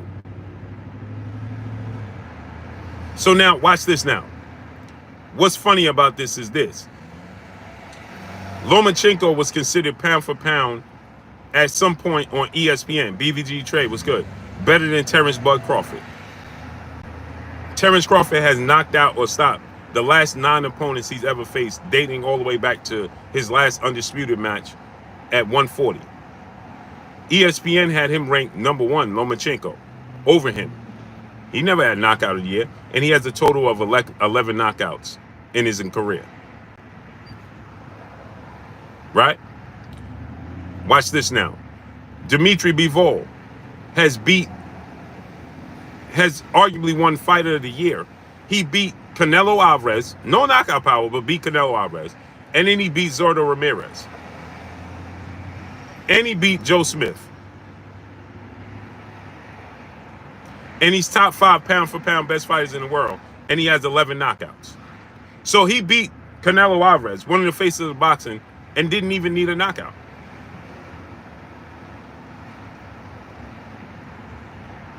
Then you have Alexander Usyk, right? Who is an undisputed 2-division champion. He's the unified heavyweight world champion, and he's getting ready to fight to attempt to be undisputed in 2 separate weight classes. Cruiserweight and heavyweight, right? He's never won knockout of the year, right? He has a total of 14 knockouts in his career, which means Devin Haney has more knockouts than Alexander Usyk. Devin Haney has more knockouts than Alexander Usyk does. He has more knockouts than Lomachenko does. And he has more knockouts than Dimitri Bivol does. Not near one of these fighters you ever hear somebody say they don't have power and complain about their power. Now, Alexander Usyk, what's ironic about this all is that, look at the wins. Alexander Usyk beat Anthony Joshua twice with no knockout power. Lomachenko was considered pound for pound best fighter in the world at one point in time with no knockout power. Dimitri Bivol beat Saul Canelo Alvarez and Zordo Ramirez in dominating fashion with no knockout power. Yet people choose not to give Devin Haney credit, and they say, well, he ain't got no power, no punching power. But it's very ironic, and it's very clear. You don't need punching power. Manny Pacquiao has more knockouts than Floyd Mayweather. He knocked out Cotto. He knocked out Hatton. He stopped Oscar De La Hoya. Floyd Mayweather didn't stop none of those folks. But he did beat Manny Pacquiao. So it's safe to say knockout power is not everything. Because the greatest fighters in boxing history are not considered knockout artists. Muhammad Ali was never considered a knockout artist. He's arguably the greatest heavyweight that ever graced the square circle. Floyd Mayweather is the greatest welterweight in all times. Knockout wasn't his forte. So it's safe to say Sugar Ray Leonard had power, but it was his boxing ability that saw him win his fights. He didn't knock out Duran. He didn't knock out Marvin Hagler. He did knock out Tommy Hearns. He didn't knock out Duran. He didn't knock out Marvin Hagler. He outboxed him. So it wasn't his power. It was his skill set. Jesse R was good. Yeah, Travis touchdown. He stopped him in the 10th round. Terrence Miller was good. I didn't say that Floyd Mayweather didn't stop them. Ricky Hatton, what happened is Ricky Hatton and Manny Pacquiao was a brutal one-punch knockout. Floyd Mayweather was a stoppage, right? It was a knockout, but it was different. Manny Pacquiao brutally knocked him out. Floyd Mayweather did not.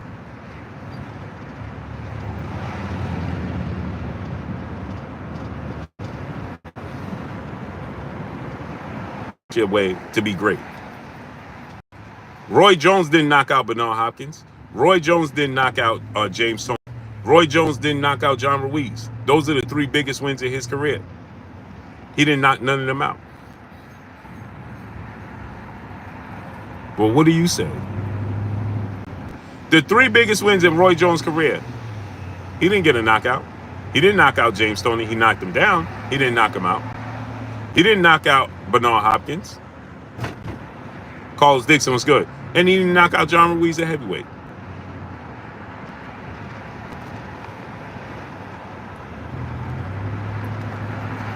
Well, what do you say?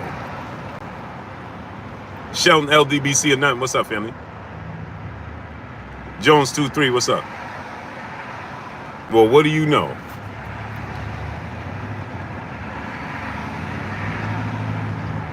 Well, what do you know?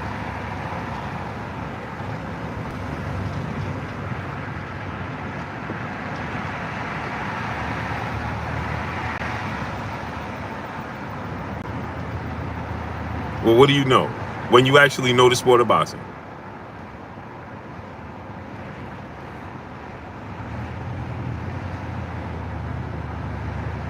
Well, what do you know when you actually know the sport of boxing? Sounds different, don't it?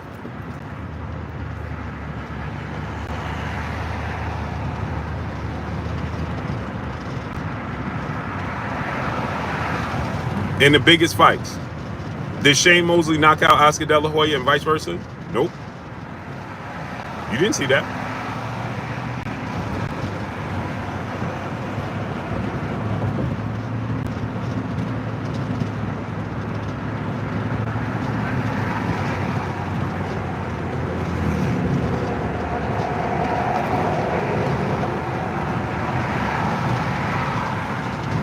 So, yeah, when you get knockouts, it's exciting. But people get over enamored with knockouts.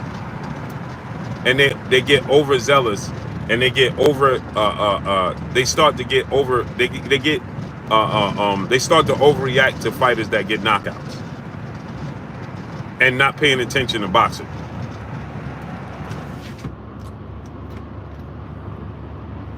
I would say 80% of the time the boxer beats the knockout artist. At when you're talking about two high level fighters. 80% of the time. In high profile fights. Probably more.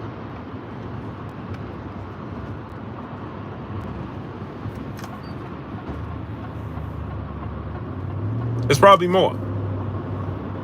So people overreact to knockouts because it's exciting. It's exciting, no doubt. It's 1000% exciting, no doubt. But people overreact. People overreact. And people don't understand that styles make fights.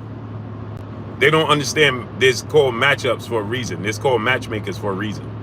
Why do you think there's called matchmakers? Why do you think there's matchmakers there? There's matchmakers for a reason.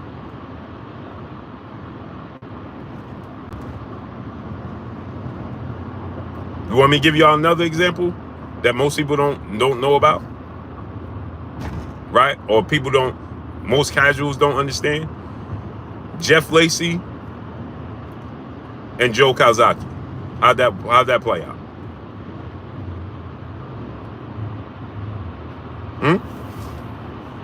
How'd that work out?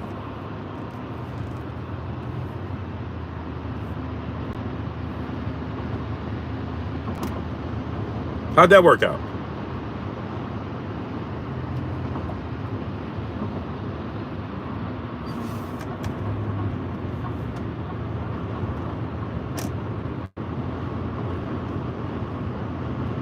Somebody tell me how that worked out.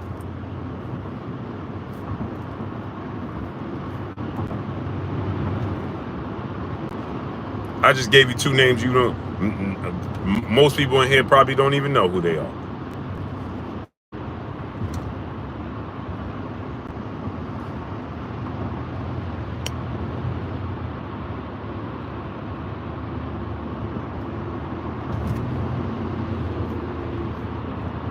Most people don't even know who those dudes are.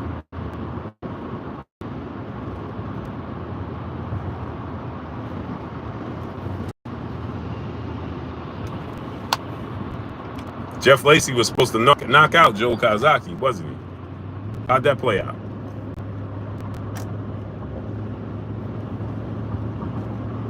And then he couldn't even knock out old Roy Jones, who has been knocked out.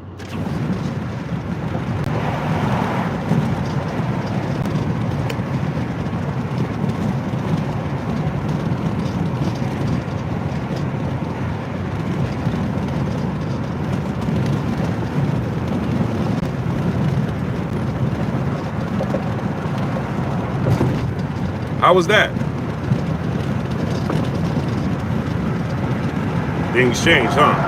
See, when you actually understand what you're watching in the sport of boxing, and you actually watch the sport of boxing, and you are actual fan of the sport of boxing, not fan of a fighter. When you are actual fan of the sport of boxing and not a fan of fighters, right? Then you can start to see clearer. And you can start to make out these matchups. Now, obviously, they're human beings, so we don't know how it's going to play out. But when you look at the style matchup, you can clearly see why there's hesitation on certain fighters' parts.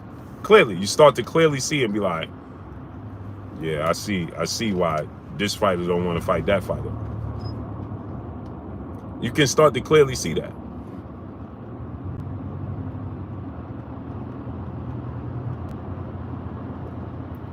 Slim, what's good? Salute.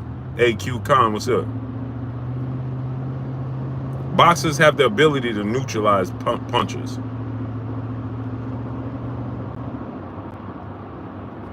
Boxers have the ability to neutralize punches. That's why pure boxers, typically beat punches. Knockout artists. That's why. That's why a fighter that can box and punch is super dangerous. That's the difference. It's called matchups for a reason.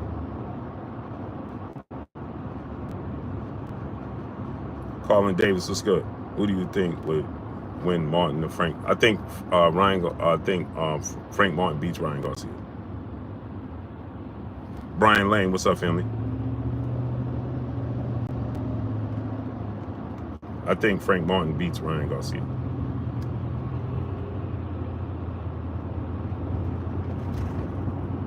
It's an interesting fight. It's not an easy fight, but I think the style of Frank Martin, I think the technique of Frank Martin, the athletic ability, the elusiveness of Frank Martin, that'll see him be victorious.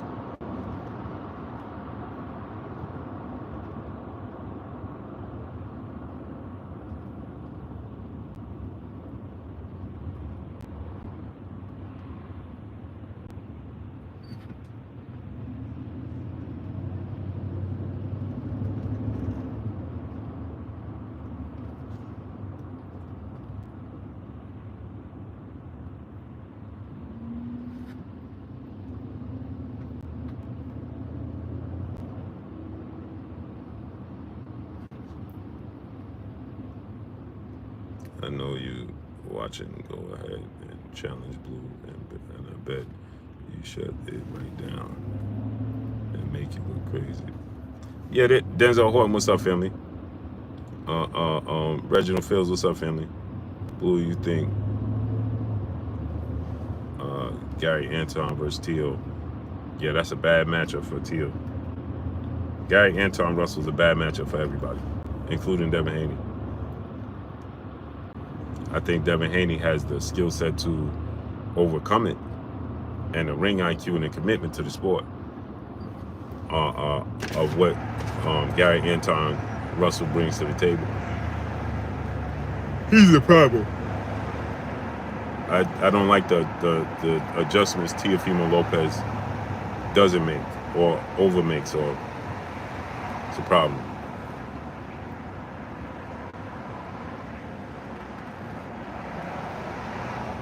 That dude, Gary Anton Russell, is an absolute problem.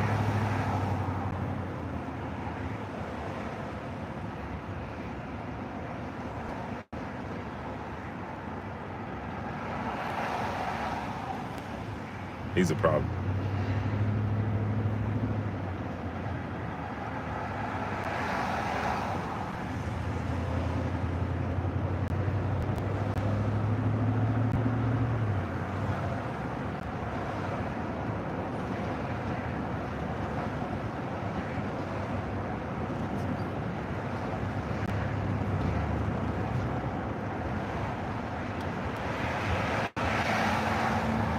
Smash the like button, people.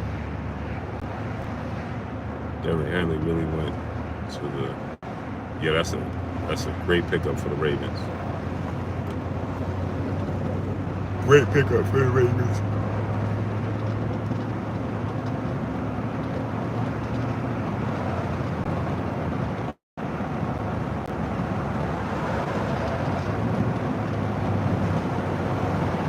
So now, Cloud Boy AB, what's up, family?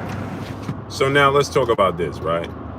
Ryan Garcia saying that Devin Haney is on PDs allegedly, and that he's saying that he's with Snack. He's not doing his blood work like he's supposed to. He's not turning in his blood work like he's supposed to. Right? This is what Ryan Garcia is saying. Right? He's not turning in his blood work like he's supposed to. He's not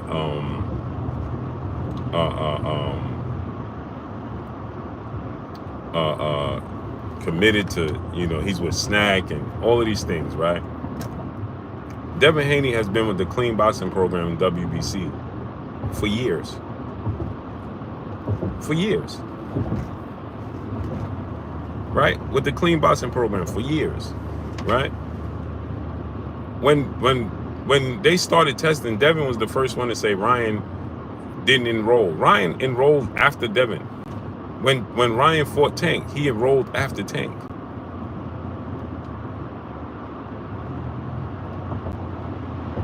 That's what he did.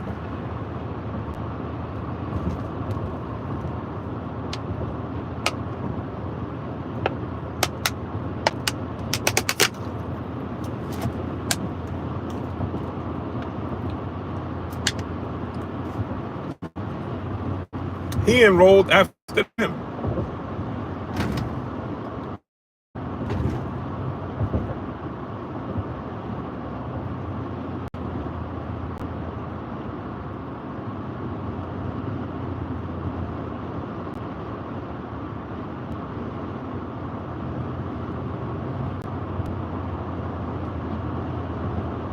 So you talking about Devin isn't? If Devin Haney had tested positive for any banned substance at any point in time in his life, in his career, that would have been found out. As much disdain that Devin Haney gets in the sport of boxing, if Devin Haney had tested positive for a banned substance at any point in time in his career, right, it would have been found out. So here's another thing, right, that everybody loves to use now. Everybody all of a sudden loves to use, well, Victor Conte is a mad scientist, and he's a chemist, and he knows how to hide this and hide that. From Olympic style testing, that's why they incorporated Olympic style testing in the sport of boxing and in everything, so that Victor Conte's chemist quote unquote chemist work can't be hidden. That's why they did it.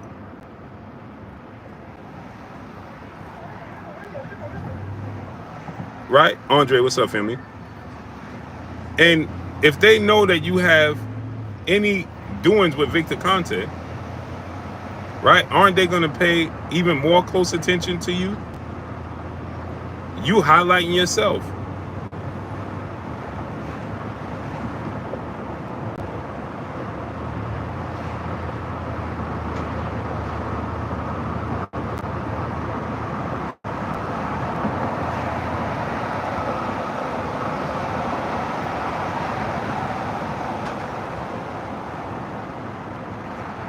You putting the bullseye on yourself. You highlighting yourself. You putting yourself under the microscope, because everybody's going to be, Chris Esperon was good. Everybody's going to be looking like, oh, you with Victor Conte? Oh, I'm definitely paying close attention to you.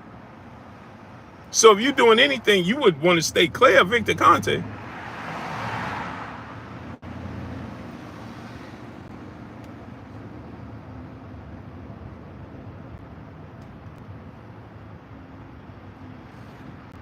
Right? You're going to stay clear of Victor Conte.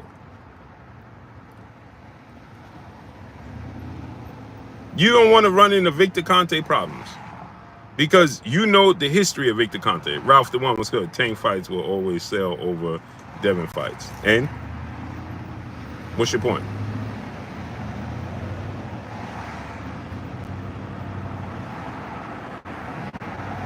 What point are you making? That makes him a better fighter or something?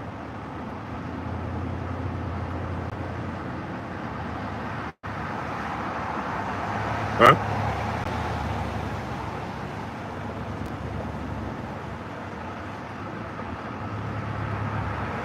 So Ralph the One, what does that make him, a better fighter or something?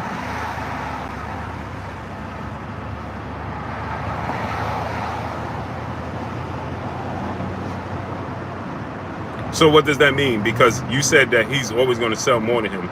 So that means we shouldn't want to see the fight. That's enough for you. No, he's already the better fighter. Who's the better fighter? Ralph the One, who's the better fighter? Now watch this now. Who's the better fighter? Ralph the One?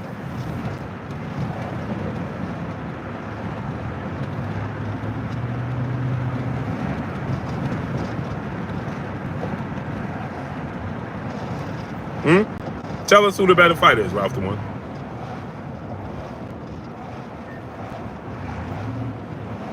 Tell us, who's the better fighter? Tank is the better fighter. Based off what?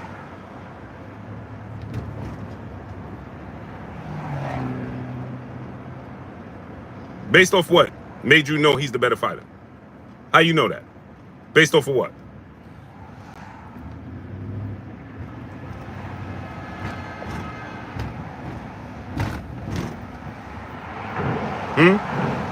Brian Jones is good. I will bet any money that Ryan versus Devin doesn't sell more than 250K. Okay, so let's bet. I got $1,000 on it. Inbox me on Instagram right now. Brian Jones, inbox me on Instagram right now. I'll take your bet. Cool, since you said you'll bet anybody that it don't do 250,000 pay-per-view buys. Cool, I'll take your bet. I got 1,000 on it. Deal? Okay. Cool. Hit me on Instagram right now. Don't waste time. Don't drag your feet. What's the criteria of judging a boxing match? I just asked you. I'm asking you, brother. Now you asking me. Emery, what up? What's good? You said that Tank Davis is already proven to be the better fighter. I said, how? How you know that? Based off of what? Based off of what? Told you that he's the better fighter. Now you asking me what's the criteria. You should be telling me what's the criteria. You said he's a better fighter. So I'm asking you, what made him a better fighter? What makes him a better fighter?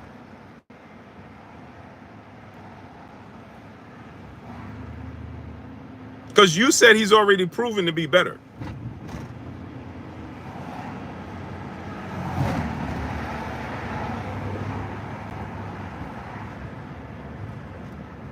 You said he's already proven that he's the better fighter. And I said, okay, so how?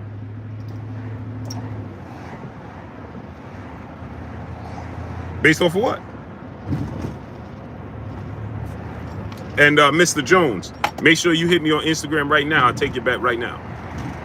Because they fighting in a couple of weeks. So let's get the coins up and let's make it happen right now.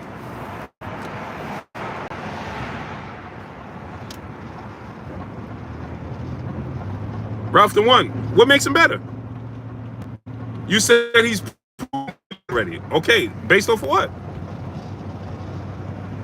Do I have a delay or you typing slow?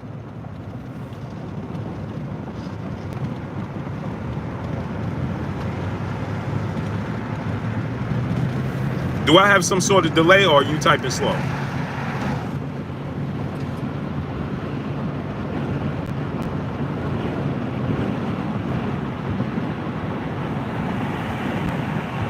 Yeah, he talked. He said it so.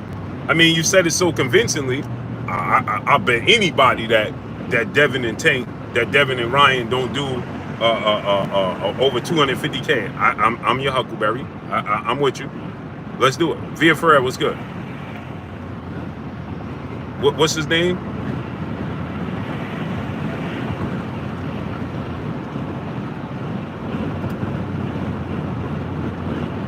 Brian Jones. Brian Jones, where we at? Effective aggression, ring generalship, defense, and hard, clean punches, right? When you put the two up, who has more? Who's fought and beat the better competition? Who has Gervonta Tank Davis beat that's better than Vasyl Lomachenko?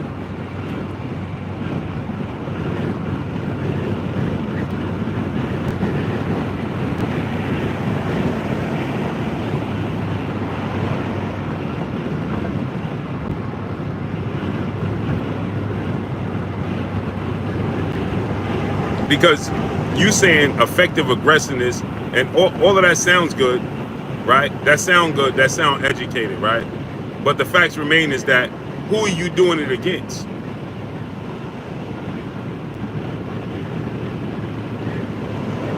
Level of opponent matters. Because you can knock out what they call 20 tomato cans. Edgar Berlanga had 16 straight first round knockouts. He didn't get one since. Once he stepped up in level of competition, that all changed immediately, didn't it? He had 16 first round knockouts. And as soon as he stepped up in competition, that all changed. So the level of competition matters. So who beat the better competition? Who beat the better competition?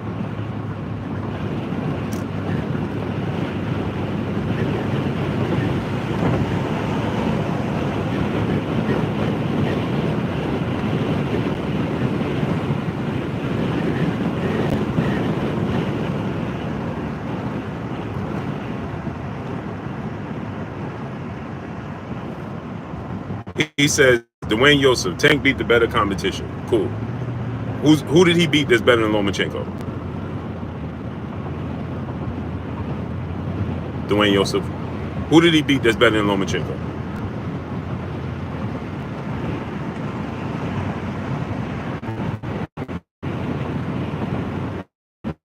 Who did he beat that's better than Lomachenko?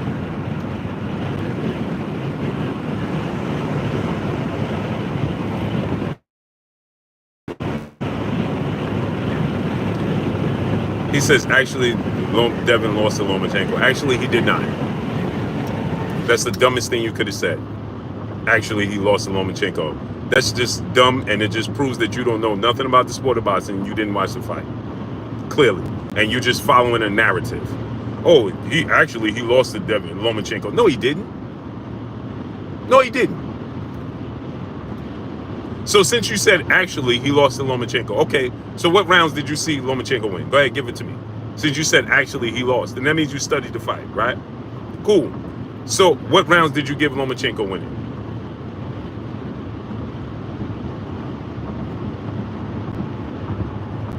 Since actually he lost to Lomachenko.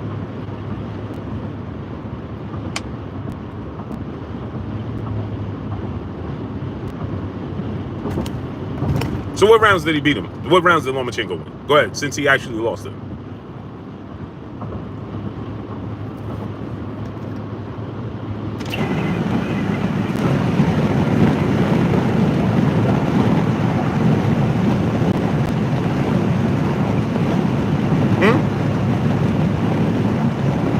Tell us what rounds he actually beat. He won against Lomachenko, against Devin Haney. Salute to my brother Darius Gilliard in the super chat, dropping that Cinco on your boy Blue. He said the fanboys don't realize Coach Kenny said Devin won. Sure did. Said he won clearly. And Calvin said it's a draw. So if you saw him win clearly and Calvin said it could have been a draw, that means you could have saw Devin Haney won. So how did he actually lose?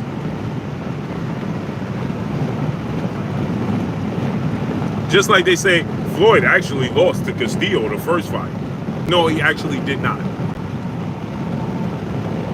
He actually won the fight, and so did Devin. Period.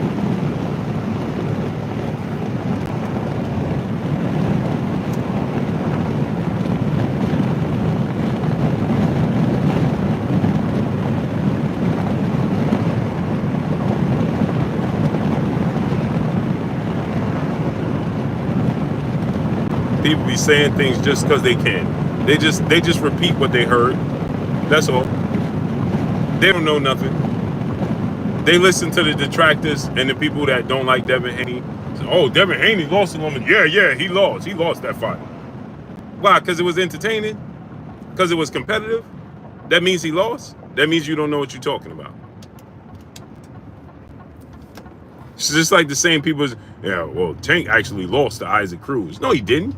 Because it was exciting, because it was entertaining, because it was competitive. It's supposed to be like that. That don't mean he lost. Lomachenko's supposed to win rounds. That's why it's a big fight. When you have two great fighters in there, the reason it's a big fight is because you have two great fighters in there. Just like when you had Sugar Ray Leonard fighting Marvelous Hagler. So when I'm talking about Sugar Ray Leonard resume, do you say, well, yeah, he actually lost to Hagler? He actually did not. He beat Hagler. That's how the judges saw it in a close fight. And since you don't know how to score a fight, especially body punches, then you think that Lomachenko won because you don't know what you was looking at.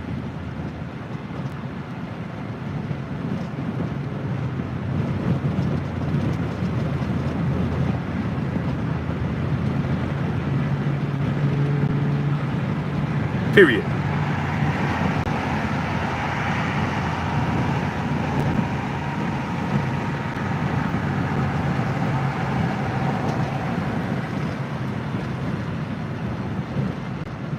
Well, he actually lost. No, he didn't. Based off of what? What rounds?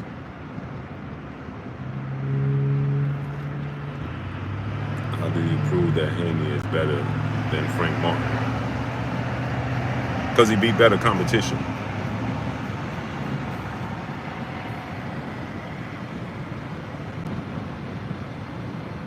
They're both talented fighters, but one beat better competition than the other one. That's how you judge it.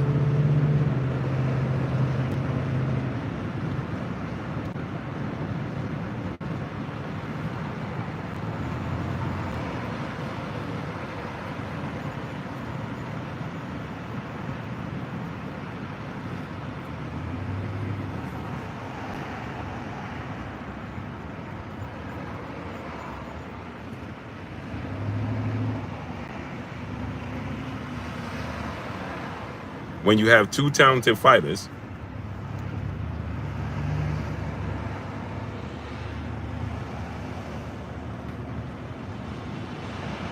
so here's how you do it. You have anybody on Tank Davis' resume can beat Devin Haney? No. Can anybody on Devin Haney's resume beat Tank? I don't believe so, no. Okay, now, you pick the best fighter off of this person's resume versus the best fighter on that person's resume. Who you think wins that fight? Lomachenko. He's the more accomplished, better fighter than anybody on Tank's resume. Salute to my brother 4K, nephew, the mod father in the building. What's up with you, nephew? Kentrell Lagu, what's good? Kentrell Lagu, how many O's Devin snatching? What does O's have to do with it? LaDonna Garza, peace of blessings, queen. How you feeling today? William James, what's good? He snatched, the most important O he snatched was George Kambosos, who was undefeated, and he snatched it for undisputed. That's the most important O. So now, O that Gervonta Tank Davis take, that, so that's another talking point that people make. Oh, well, how many O's did Devin Haney take? It's not about the O, because Lomachenko already had 2 losses. But with his 2 losses, he's still better than anybody that didn't have a loss on Tank Davis' resume. So it doesn't even matter. And then George Kambosos, Devin Haney beat undefeated George Kambosos in Australia for undisputed. Beat an undefeated George Kambosos in Australia for undisputed.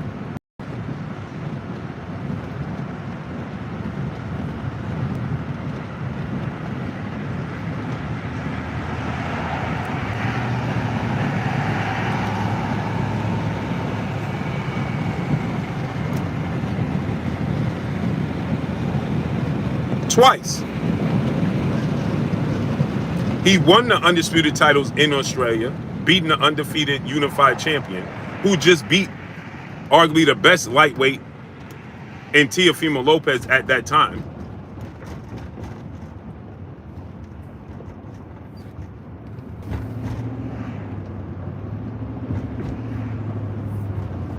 And he beat him twice. He beat him for undisputed. Then he went back to Australia, defended his undisputed titles, and did it again. That's pretty impressive.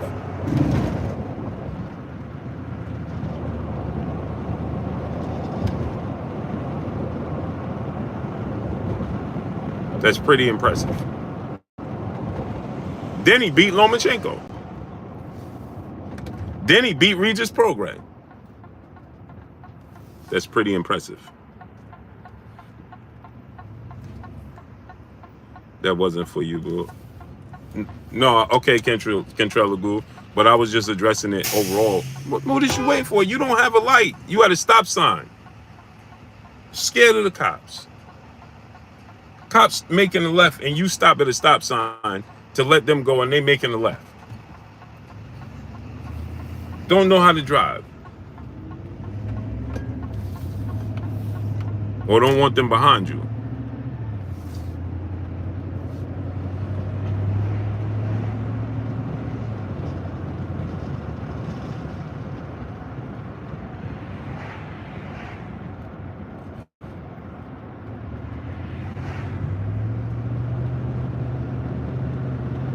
Where's the brother Brian Jones that was supposed to take this bet? You laid that bet out there, and I'm asking you to take the bet. Now you disappearing? Where'd you go, bro?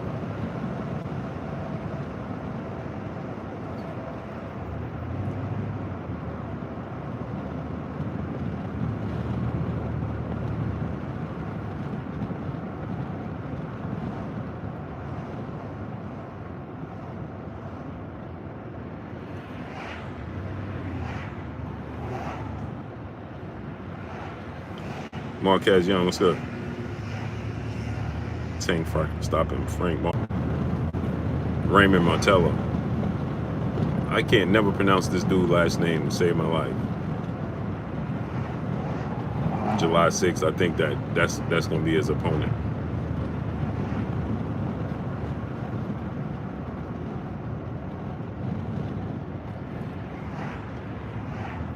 I think that's gonna be his opponent.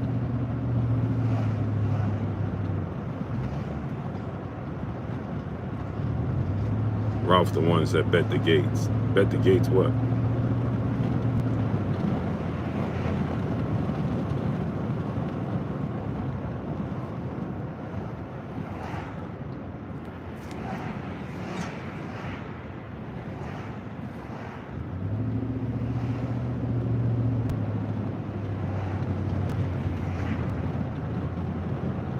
What are you talking about?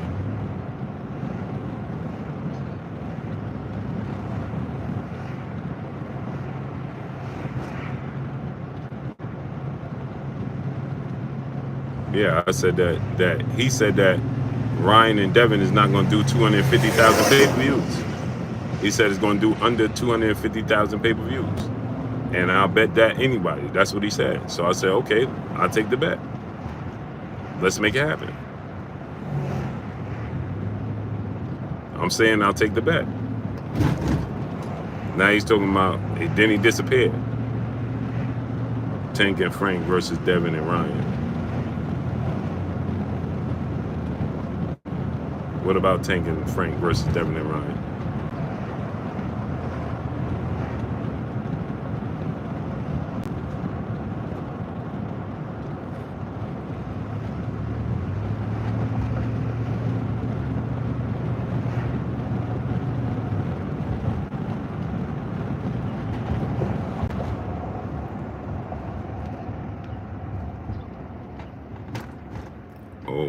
Oh, pay-per-view, okay.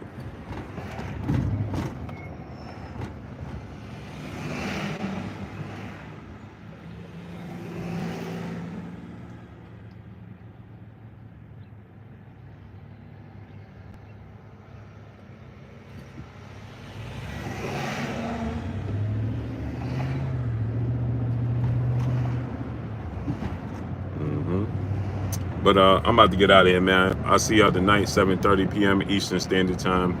We'll be back on. So I'll see y'all tonight, 7:30 p.m. Eastern Standard Time, man. I'm about to get out of here. Y'all already know what it is. It's your boy Blue Blood Sports TV.